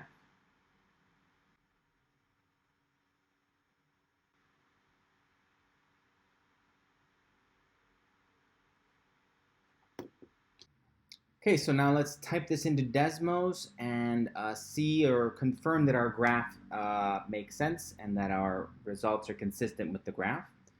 So y equals to x minus sine x all over x minus tangent of x. And this is the graph that I get. And we're interested in the limit as x approaches to 0. And so as x approaches to 0 from either direction, we can see that it's heading toward 1/2. Right? As the input values x are approaching to 0 from either direction, I could see that the function values are approaching 1/2. However, again, Desmos is kind of lying. This isn't a smooth graph here. There should be a little hole there, because if I come back over here and try and plug in 0 minus tangent of 0, that's going to be a 0 in the denominator. That is undefined, right? So it's almost like this, except there's a little hole there. But the limit as x approaches to 0, the function is approaching negative 1/2. Okay, let me zoom out to see what this graph actually looks like. Up to there we think, oh, it's kind of like a parabola, but it's not. It's actually a lot more interesting than that. If we zoom out, this is what we end up getting. This very weird, interesting graph. Okay, all right, let's try another one. Okay, so far every problem we've looked at resulted in an indeterminate form of the type 0 over 0 or of the type infinity over infinity. But what if we face something a little bit different? What if we had a situation where there was a product of two functions, f times g, and one of those functions, right, the limit as x approached a of f of x approached 0, and the other function, the limit as x approached a of g of x, for example, approached positive or negative infinity, then what would happen to their product, right? If we're trying to examine what would happen to the limit as x approaches to a of the product, f of x times g of x. One of them would be heading towards 0, right? This one right here would be heading towards 0, getting infinitely close to 0, tiny, tiny, tiny little decimals. Whereas this one, the limit as a approached x approached a of the g of x one, that one would be heading off toward infinity, an infinitely large, massively huge number. So there would be kind of a tug of war between the two. One of them is getting infinitely tiny, the other one is getting infinitely large. Well, who would win? What's the answer? Does the 0, the number that's going towards 0, win the tug between the two and then drag this number down toward 0? That's a possibility. Or maybe the other way around. Maybe this one is growing so fast, so infinitely fast toward infinity that even though this number is getting smaller, it doesn't hold it back, and eventually it just leads to infinity. Or maybe there's some compromise. Somehow they kind of reduce each other out and they both kind of, the whole product converges to some constant, like maybe 7, for example, right? We don't know. So that's what we're going to investigate. When we run into a limit of a product and we end up with this situation, we say that it's an indeterminate form of the type 0 times infinity. We are not allowed to use L'Hopital's rule on this. Right? Let me repeat that. We are not allowed to use L'Hopital's rule whenever we end up with an indeterminate form of the type 0 times infinity. However, there's a very easy little fix. We can use a little algebra trick to rewrite this multiplication as a division. We can either rewrite f times g as f divided by 1 over g, or we can rewrite f times g as g divided by 1 over f. We kind of have both choices. And once we have them like this, we can reassess this new ratio to see if we get a 0 over 0 or an infinity over infinity indeterminate form. If we do, then we are then allowed to use L'Hopital's rule, not on the original product, but on this new ratio. Okay, but this ratio is equivalent to that, so whatever answer we get, it'll be the answer we're looking for. Okay, all right, let's try an example. So for example, let's check out number 46.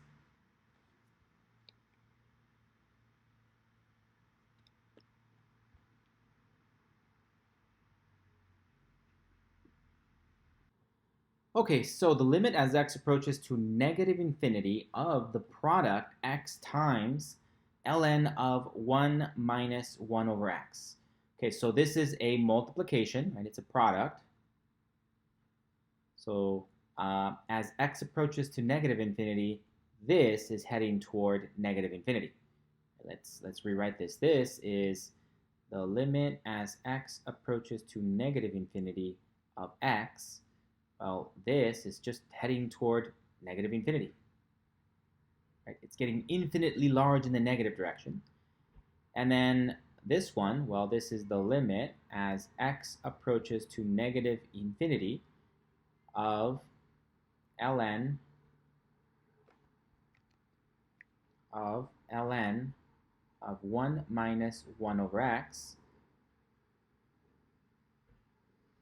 Well, okay, so this is a function inside a function. We know that we can do the following. X approaches to infinity of x times, this is going to be ln of, and we can bring the limit inside as long as that limit exists and the outside function is continuous at that point. So then that'll be the limit as x approaches to negative infinity of 1 minus 1 over x, like this, bringing it in. That's one too many parentheses in it. Okay. Oh, no, it's not. We're missing one parenthesis. Okay. So now the limit as x approaches to negative infinity of this, well, that's just going to be 1.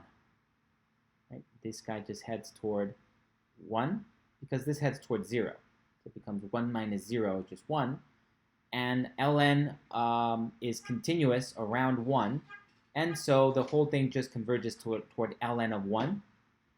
It gets infinitely close to ln of 1, which means it's getting infinitely close to 0.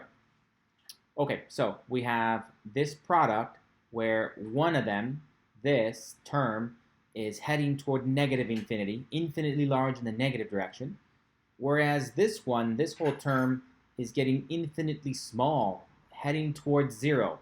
So there's a tug of war between these two. Who's going to win? Who's going to, is this whole thing going towards 0 so incredibly fast that it doesn't matter that that one is marching toward negative infinity? The whole thing gets dragged down towards 0? Or maybe the other way around. This guy is heading toward negative infinity at a much faster speed than this one is heading toward 0. Right? So who's going to win? Or will there be some sort of compromise and maybe the whole thing just equals to positive 2 or something? Okay, so let's figure this out. So I cannot apply L'Hopital's rule to this. So don't start taking derivatives of this. what we have to do is come up with some clever way of rewriting this as a multiplication. So we have a couple choices. We can do either one of the following two things. I can either rewrite this as the limit as x approaches to negative infinity of ln of 1 minus 1 over x divided by 1 over x, right? Remember that in order to simplify this, I can multiply the numerator times the reciprocal of the denominator, and that would just give me right back to this product, right? That's one option. Or the other option is to do the second one. The second one would be to take the limit of x approaches to negative infinity of, and now we can leave the x alone up in the numerator, and in the denominator we can rewrite this as 1 over ln of 1 minus 1 over x. So this is like a fraction in the denominator of this larger fraction. Right? Again, we can simplify this by multiplying the numerator times the reciprocal of the denominator, and that gets us right back to that over there. Okay, so we have two options. Why not work with whatever feels like will be easier to find a derivative, right? If I decide to use this, then I'm going to use L'Hopital's rule. Let's see, if I use L'Hopital's rule, that means that this goes towards 0 as x goes toward infinity. And then this will go towards 0. So we'll end up with a 0 over 0 in this situation. If I don't, then over here I end up with something that's heading towards 0, 1 over 0. So either one will work, but then if I have to take derivatives, I'd rather take the derivative of this in the denominator than have to take the derivative of that. Okay, so just choices. So let's work with this one.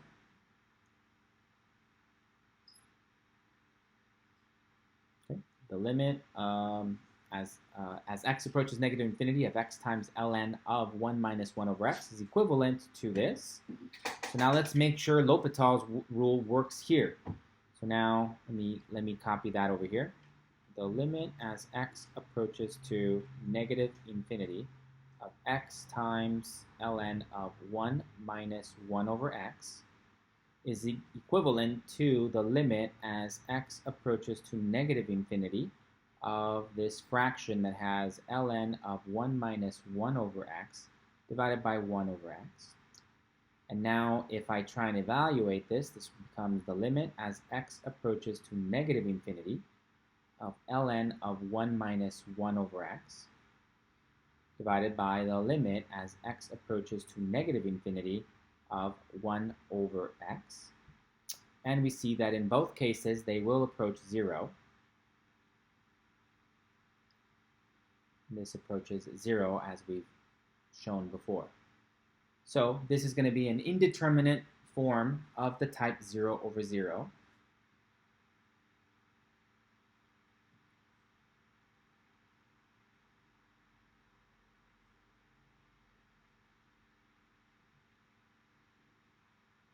Zero divided by 0.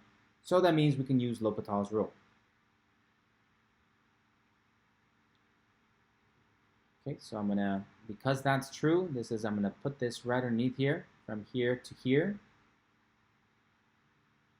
I get to use L'Hopital's rule to say that this statement then is equivalent to the limit as x approaches to negative infinity of the derivative with respect to x of the numerator, ln of 1 minus 1 over x, divided by the derivative with respect to x of 1 over x. Okay, so now this is equivalent to the limit as x approaches to negative infinity of, and the derivative of the numerator is 1 over 1 minus 1 over x, the derivative of this, times the derivative of the inside part, which gives me times the derivative with respect to x of 1 minus 1 over x. Denominator, the derivative of 1 over x is going to be equal to negative 1. You know what? I'm going to rewrite it this way just to make sure people are following. That's equivalent to that. And so this is equal to the limit as x approaches to negative infinity of 1 over 1 minus 1 over x times the derivative of 1 is 0, and then we'll have the derivative with respect to x of negative, and then this is going to be x to the minus 1 as well.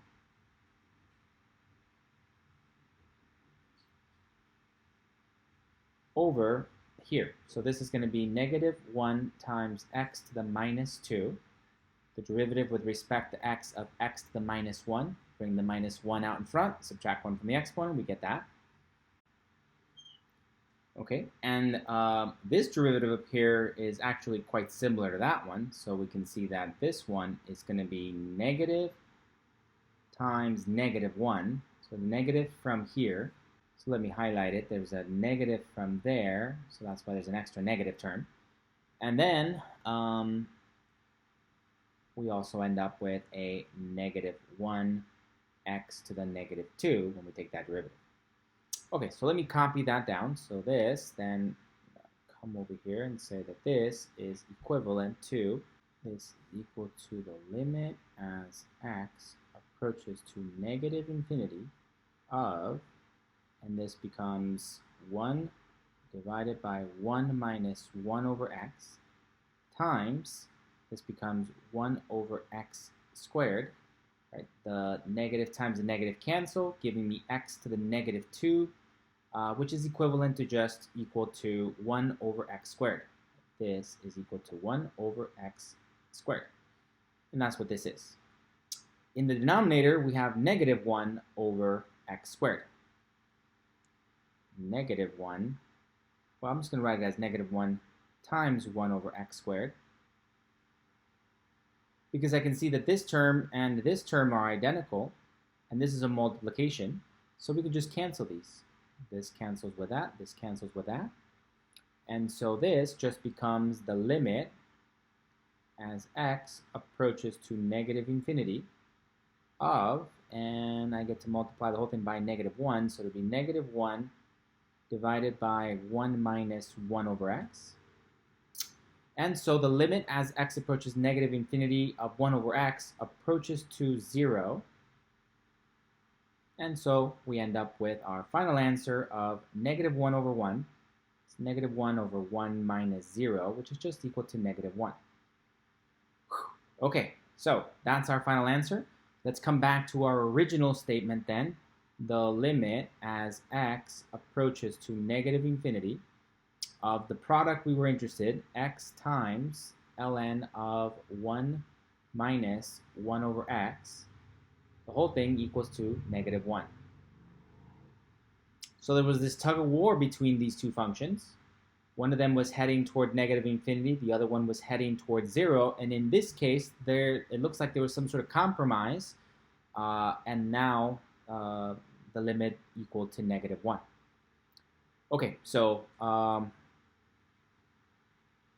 just to quickly recap, we rewrote this product as a ratio. Then that ratio, we checked that it qualified for us to be able to use L'Hopital's rule. It is an indeterminate form of the type 0 over 0. We applied L'Hopital's rule, took the derivative of the numerator, derivative of the denominator. We end up with this messy thing, simplified, and we end up with that. Okay. If you had worked with the other one, you might get the right answer. You always have a choice of how to rewrite your product, and in some cases, you might be able to get to the answer just as easily from either way. That's fine. But in many cases, what happens is if you try it in one way, the derivatives get really messy, and you kind of end up getting stuck trying to figure something out, or it just turns into something even messier. Or it might be something where it doesn't turn into an indeterminate form, so you can't apply L'Hopital's rule. So it varies. So if you try one way and it's just leading you down an ugly path, maybe you might want to consider stopping, coming back, and rewriting it the other way, and proceeding forward, seeing if that helps out. Okay, So this is how we deal with cases where we have an indeterminate form of the type infinity times 0. Okay, next let's consider cases where we might have a subtraction of two different functions such that the limit of both of them was heading toward infinity, so that there's this sort of struggle between the two. So let's say that the limit as x approaches to a of f of x equals to infinity, the limit as x approaches to a of g of x equals infinity. So this one's going toward infinity, this one's going toward infinity. If they're both kind of going at the same rate toward infinity, maybe they just keep canceling out and maybe the answer is 0. Or maybe this one is heading toward infinity so much faster that even though we're subtracting a little something, it's not enough to hold it back, and maybe the whole thing still goes off to infinity. Or maybe the other way around. This one's heading toward infinity, but this one's going to infinity so much faster, at a much, much faster speed rate, that when we subtract them, they start heading toward negative infinity, right? We end up getting like 7 minus 7,000, 9 minus 9 million, 10 minus 10 billion, right? So this number might be going toward infinity so much faster that the whole thing just heads toward negative infinity, or some other compromise in between. Okay, so when we run into cases like this, we identify them as indeterminate of the form, indeterminate form of the type infinity minus infinity. And once again, let me make sure it's clear that we cannot apply L'Hopital's rule to situations that look like this. What we have to do is use our awesome algebra skills to manipulate these equations, to rewrite them in a way such that they end up being something that does fit an indeterminate form of the type 0 over 0 or infinity over infinity. So bring them together. That might involve getting a common denominator. That might involve rationalizing them, or maybe using a clever trig identity to make the whole thing work out. Let's take a look at an example. How about something like number 54? Okay, so the limit as x approaches to 0 from the right-hand side of 1 over x, that's going to head toward positive infinity. This is equal to the limit as x approaches to 0 from the right-hand side of 1 over x. That's going to head toward positive infinity. Minus, and I'm going to go ahead and rewrite this, or just use our properties to rewrite this as the limit as x approaches to 0 from the right-hand side of tangent inverse of x. So we have this limit there, we have this limit over here. Okay, as this denominator gets infinitely close to 0, never quite 0, but really, really small, we can see that the whole thing is heading off toward infinity. Now, this is why it's important to make sure that that it's approaching 0 from the right-hand side, because I know that the input values are always going to be positive. Tiny, tiny, small little values that are always positive. That's how I know it's heading toward positive infinity. Okay, on the other hand, as x approaches to 0 from the right-hand side of tangent inverse, this is also approaching 0, but from the right-hand side. So these are going to be tiny positive numbers. If you think about the graph of tangent inverse. And so the whole thing is also heading toward positive infinity. This is going to be an indeterminate of the form infinity minus infinity. Infinity minus infinity. We can't apply L'Hopital's rule. We got to get clever here. So there's two different fractions. So let's try and bring them together under one big happy fraction and see how that helps. The limit as x approaches to 0 from the right-hand side of 1 over x minus 1 over tangent inverse of x.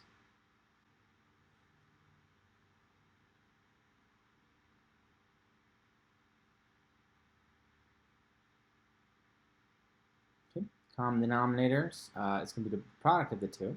So bringing it together, we'll get tangent inverse of x minus x all over x times tangent inverse of x. Right? All I did is I multiplied numerator and denominator of this fraction by tangent inverse of x, and numerator and denominator of this fraction by x over x. And then we have a common denominator. We can bring it all together. Okay, so looking at it from this perspective, does this help? If I think about this limit, this is equal to the limit of the numerator, the limit as x approaches to 0 from the right-hand side of tangent inverse of x minus x divided by the limit as x approaches to 0 from the right-hand side of x times tangent inverse of x. Okay, so now we have the limit as x approaches to 0 of tangent inverse is equal to 0 minus 0 divided by 0 times 0. This turns into the limit as x approaches to 0 from the right-hand side of tangent inverse of x minus the limit as x approaches to 0 from the right-hand side of x divided by the limit as x approaches to 0 from the right-hand side of x times the limit as x approaches to 0 from the right-hand side of tangent inverse of x. So these limits are easy. This is going to be 0 there. That goes to 0. That goes to 0. And that goes to 0. So we end up with 0 minus 0, which is 0. And then in the denominator, we end up with 0 times 0. So this is just going to be an indeterminate form of the type 0 divided by 0. Good. So now that means L'Hopital can apply. So I'm going to come back over here at this stage. Zoom out a little bit. I started with this one. This is the one I'm interested in. I manipulated a little bit. Common denominator turned into this ratio. And then I investigated that newfound ratio. And it turns out that that one is an indeterminate form of the type 0 over 0. So I know that I can apply L'Hopital's rule. So here is where I'm going to apply L'Hopital. Here to here, let's do L'Hopital. I'm going to zoom in here now. Okay, L'Hopital says, well, okay, this is equivalent to the limit as x approaches to 0 from the right-hand side times derivative of x tangent inverse of x minus x divided by ddx of x times tangent inverse of x. Okay, so it's going to be equivalent to limit as x approaches to 0 from the right-hand side of the ratio, the division of these two derivatives. Okay, so now I just got to find those derivatives. So this is equal to the limit as x approaches to 0 from the right-hand side of, now I got to take the derivative with respect to x of tan inverse of x. That's going to be one of our common derivatives. That's equal to 1 over 1 plus x squared minus, and the derivative with respect to x is just going to be 1 minus 1. And then in the denominator, we have a product rule. So we are going to, let's take the derivative with respect to x. That's going to be 1 times tangent inverse of x, right? Take derivative of 1, leave the other one alone, plus, now leave the x alone, times the derivative of the second one, which will be equal to 1 over 1 plus x squared. Okay, let's simplify this a little bit by multiplying the numerator and denominator of this giant fraction by this term. So I'm going to multiply it by 1 plus x squared in the numerator, multiply it by 1 plus x squared in the denominator. So I got to multiply the whole thing and then distribute. So it'll be this term times this term. That'll reduce to give me a 1. And then this term times this term. And then likewise over here. So let me distribute that. And so what we end up with is the limit as x approaches to 0 from the right-hand side of, we'll end up with a 1 minus 1 plus x squared in the numerator, divided by 1 plus x squared times tangent inverse of x plus x. Okay, so if we subtract these guys, the 1 minus 1 will cancel. And so just up here, I end up with 1 minus 1 minus x squared. These guys cancel, so I'll just have a minus x squared in the numerator. And so I'll end up with, say that this is equal to the limit as x approaches 0 from the right-hand side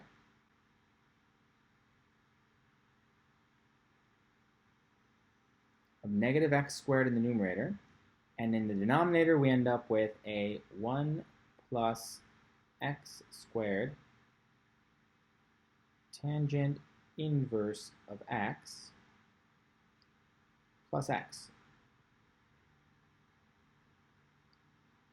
Okay, so if we applied our limit here, we would see that this is going to be the limit as x approaches to 0 from the right-hand side of negative x squared divided by the limit as x approaches to 0 from the right-hand side, the limit of the denominator, which is this 1 plus x squared times tangent inverse of x plus x. Okay, so the limit of the numerator, that's just going to be 0. And then this is just going to be 0 squared, so this is just 1 times, and this is 0, plus 0. Right, the limit of this heads towards 0. The limit of this becomes 1 plus 0 times 0 plus 0. So the whole thing is heading toward 0. This is once again an indeterminate of the form type 0 over 0. Indeterminate form of type 0 over 0. So guess what? We get to use L'Hopital's rule one more time. So coming back to here, let's apply L'Hopital's rule one more time. So by L'Hopital, back here,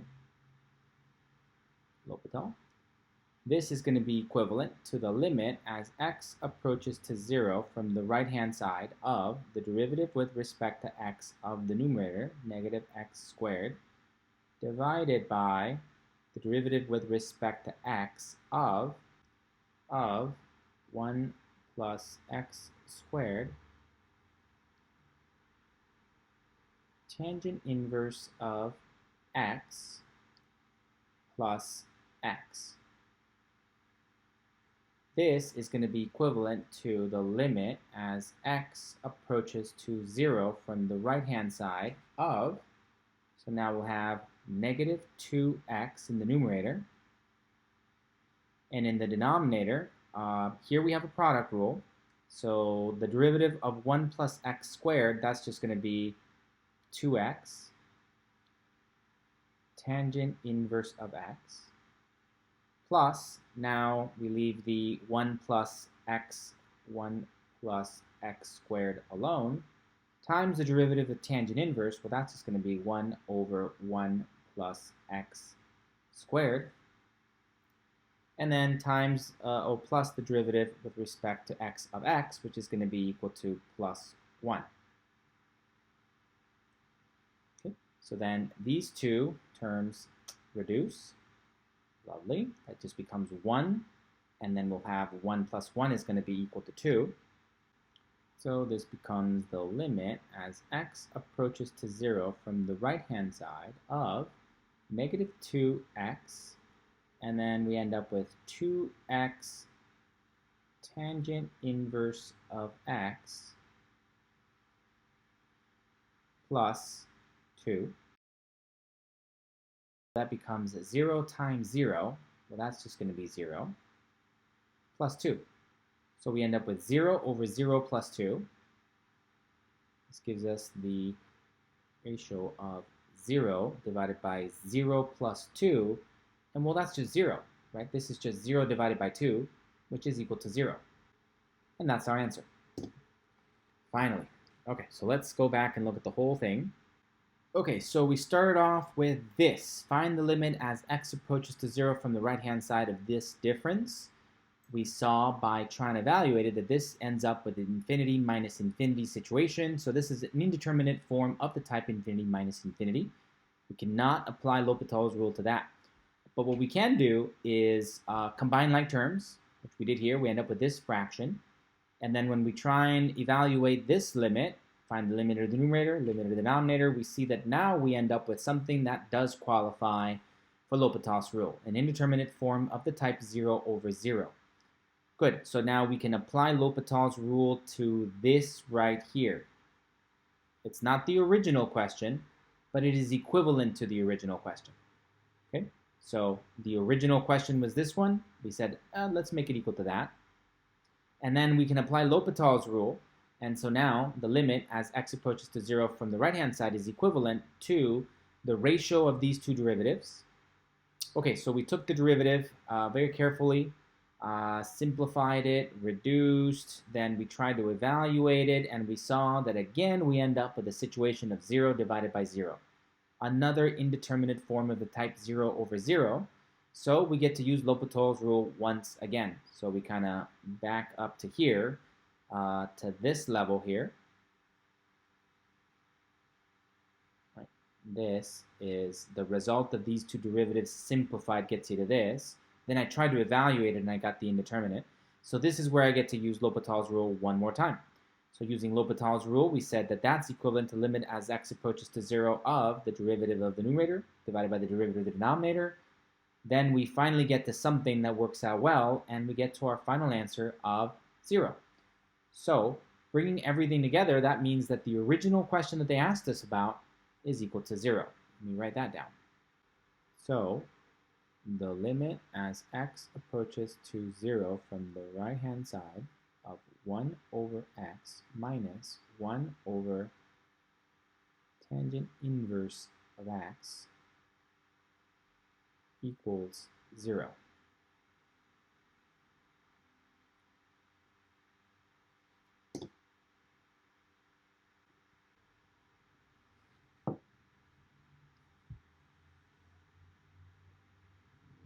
Okay, so there you go. Fun, right? Okay, finally, the last situation we want to think about is cases that fit this pattern. What if we had some function, f of x, raised to the power of g of x, such that, and then there's kind of three different conditions to consider.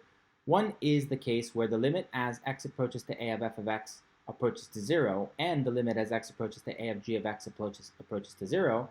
In this case number 1, we would have something that is an indeterminate form of the type 0 to the power of 0.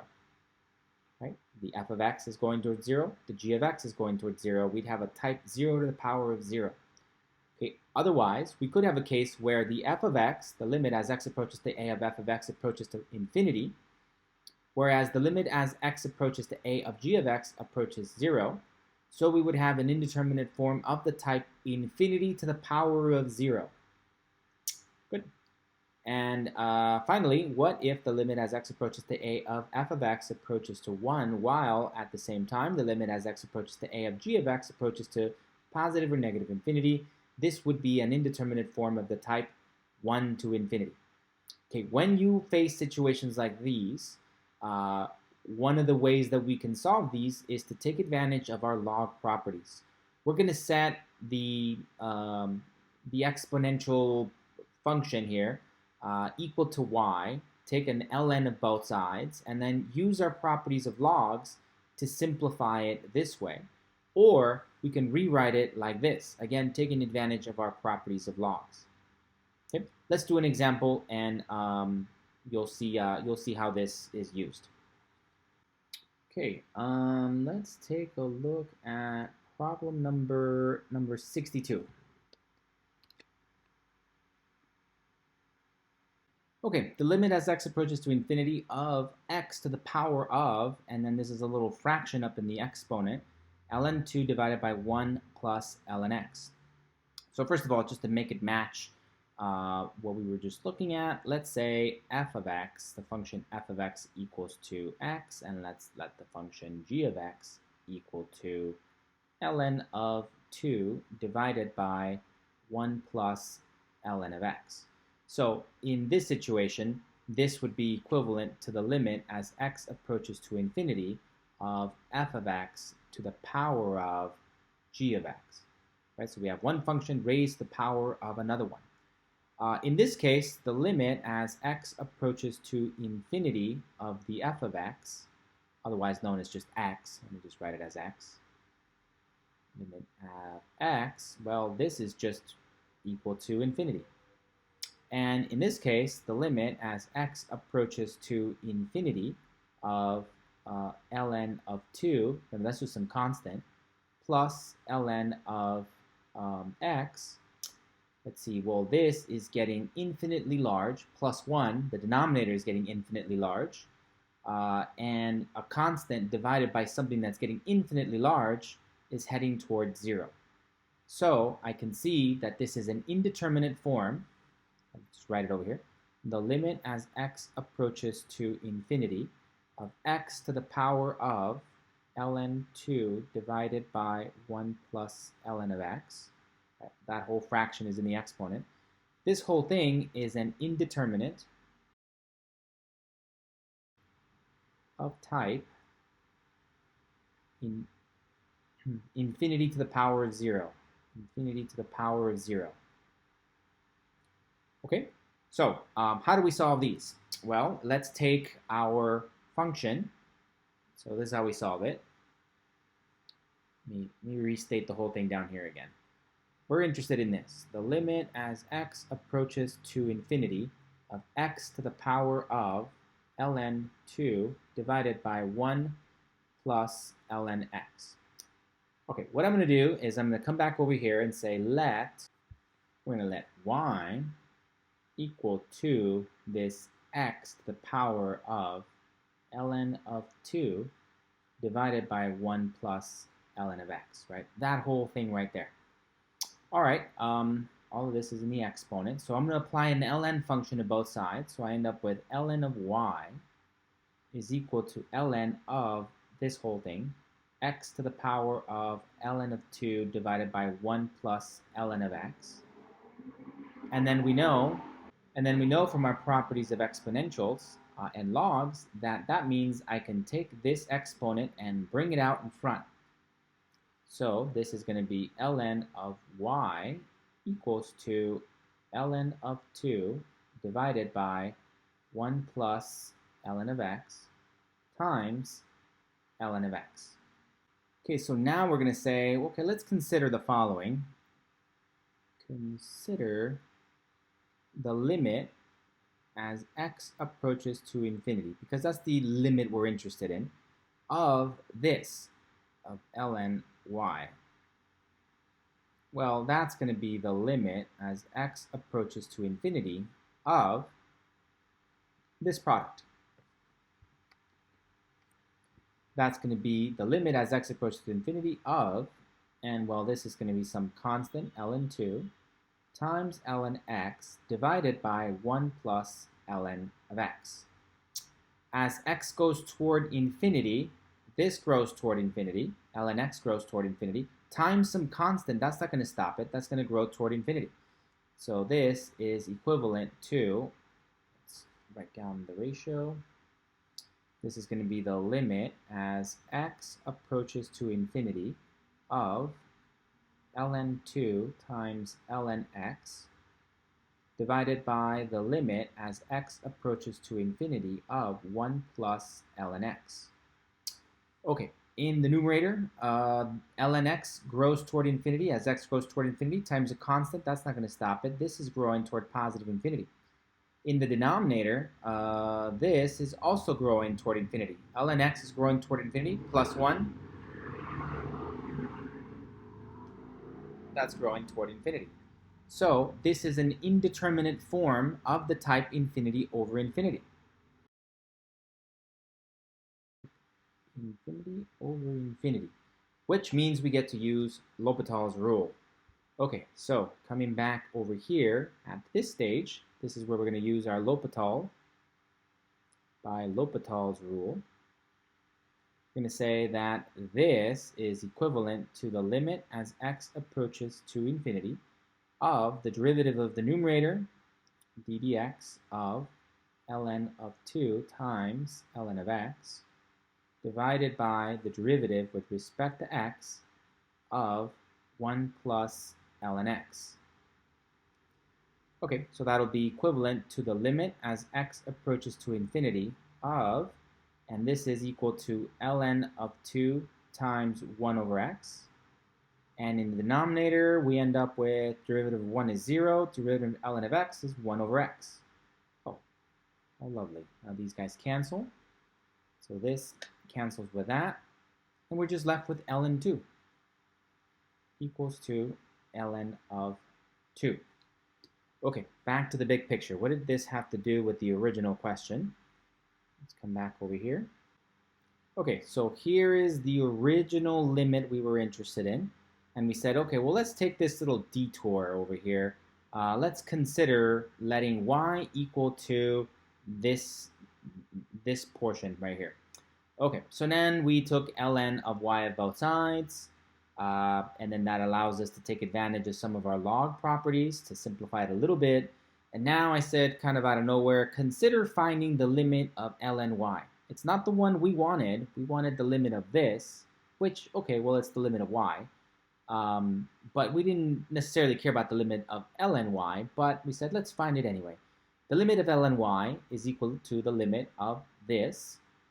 And then we tried to evaluate it. We saw that this is an indeterminate form of the type infinity over infinity. We get to use L'Hopital's rule. We simplified it, and we get ln of 2. So all of this brings us to say that the limit, let's bring it up here, the limit as x goes toward infinity of ln of y is equal to ln of 2.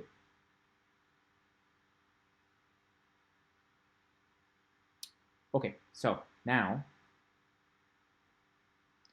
using this substitution, we can say that the original thing I was interested in is this. The limit as x approaches to infinity of x to the power of ln of 2 divided by 1 plus ln of x. Well, that's equivalent to, using this little substitution that I created here, this is the exact same thing as finding the limit as x approaches to infinity of y. Right? Y is equal to all of that, which means that I can simplify this by saying that this is the limit as x approaches to infinity of e to the power of ln of y. Right? Remember that e to the power of the function e to the x and the function ln of x are inverse operations of each other. They kind of undo each other. Okay, and so this is equivalent to the limit e to the limit as x approaches to infinity of ln of y. But this is exactly what we found up here.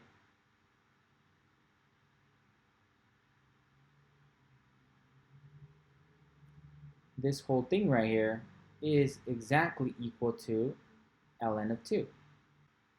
So we have that this whole thing equals to e to the ln of 2 power, which means the whole thing just equals to 2.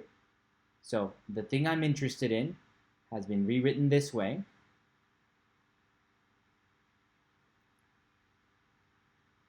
Okay, so the original limit I was interested in has been rewritten using this substitution right here. So then the limit as x approaches to infinity of x to the power of, so all of this is in the exponent, x to the power of all that. Well, that's the same thing as saying find the limit as x approaches to infinity of y because of this substitution. Okay, so now we can use this property, rewrite it this way. E to the power of ln y is the same thing as y. And now the limit of, and now we have a composition of functions. And remember that we can bring that limit inside, right? This is e to the power of x function, and e to the power of x function is continuous. We can bring the limit inside the argument as long as that limit results in a valid answer, which it does, and that function is continuous at that point. Okay, so this equals to e to the power of ln of 2. And then these two undo each other to give me a 2. So that's my final answer. My final answer is that this limit is equal to 2.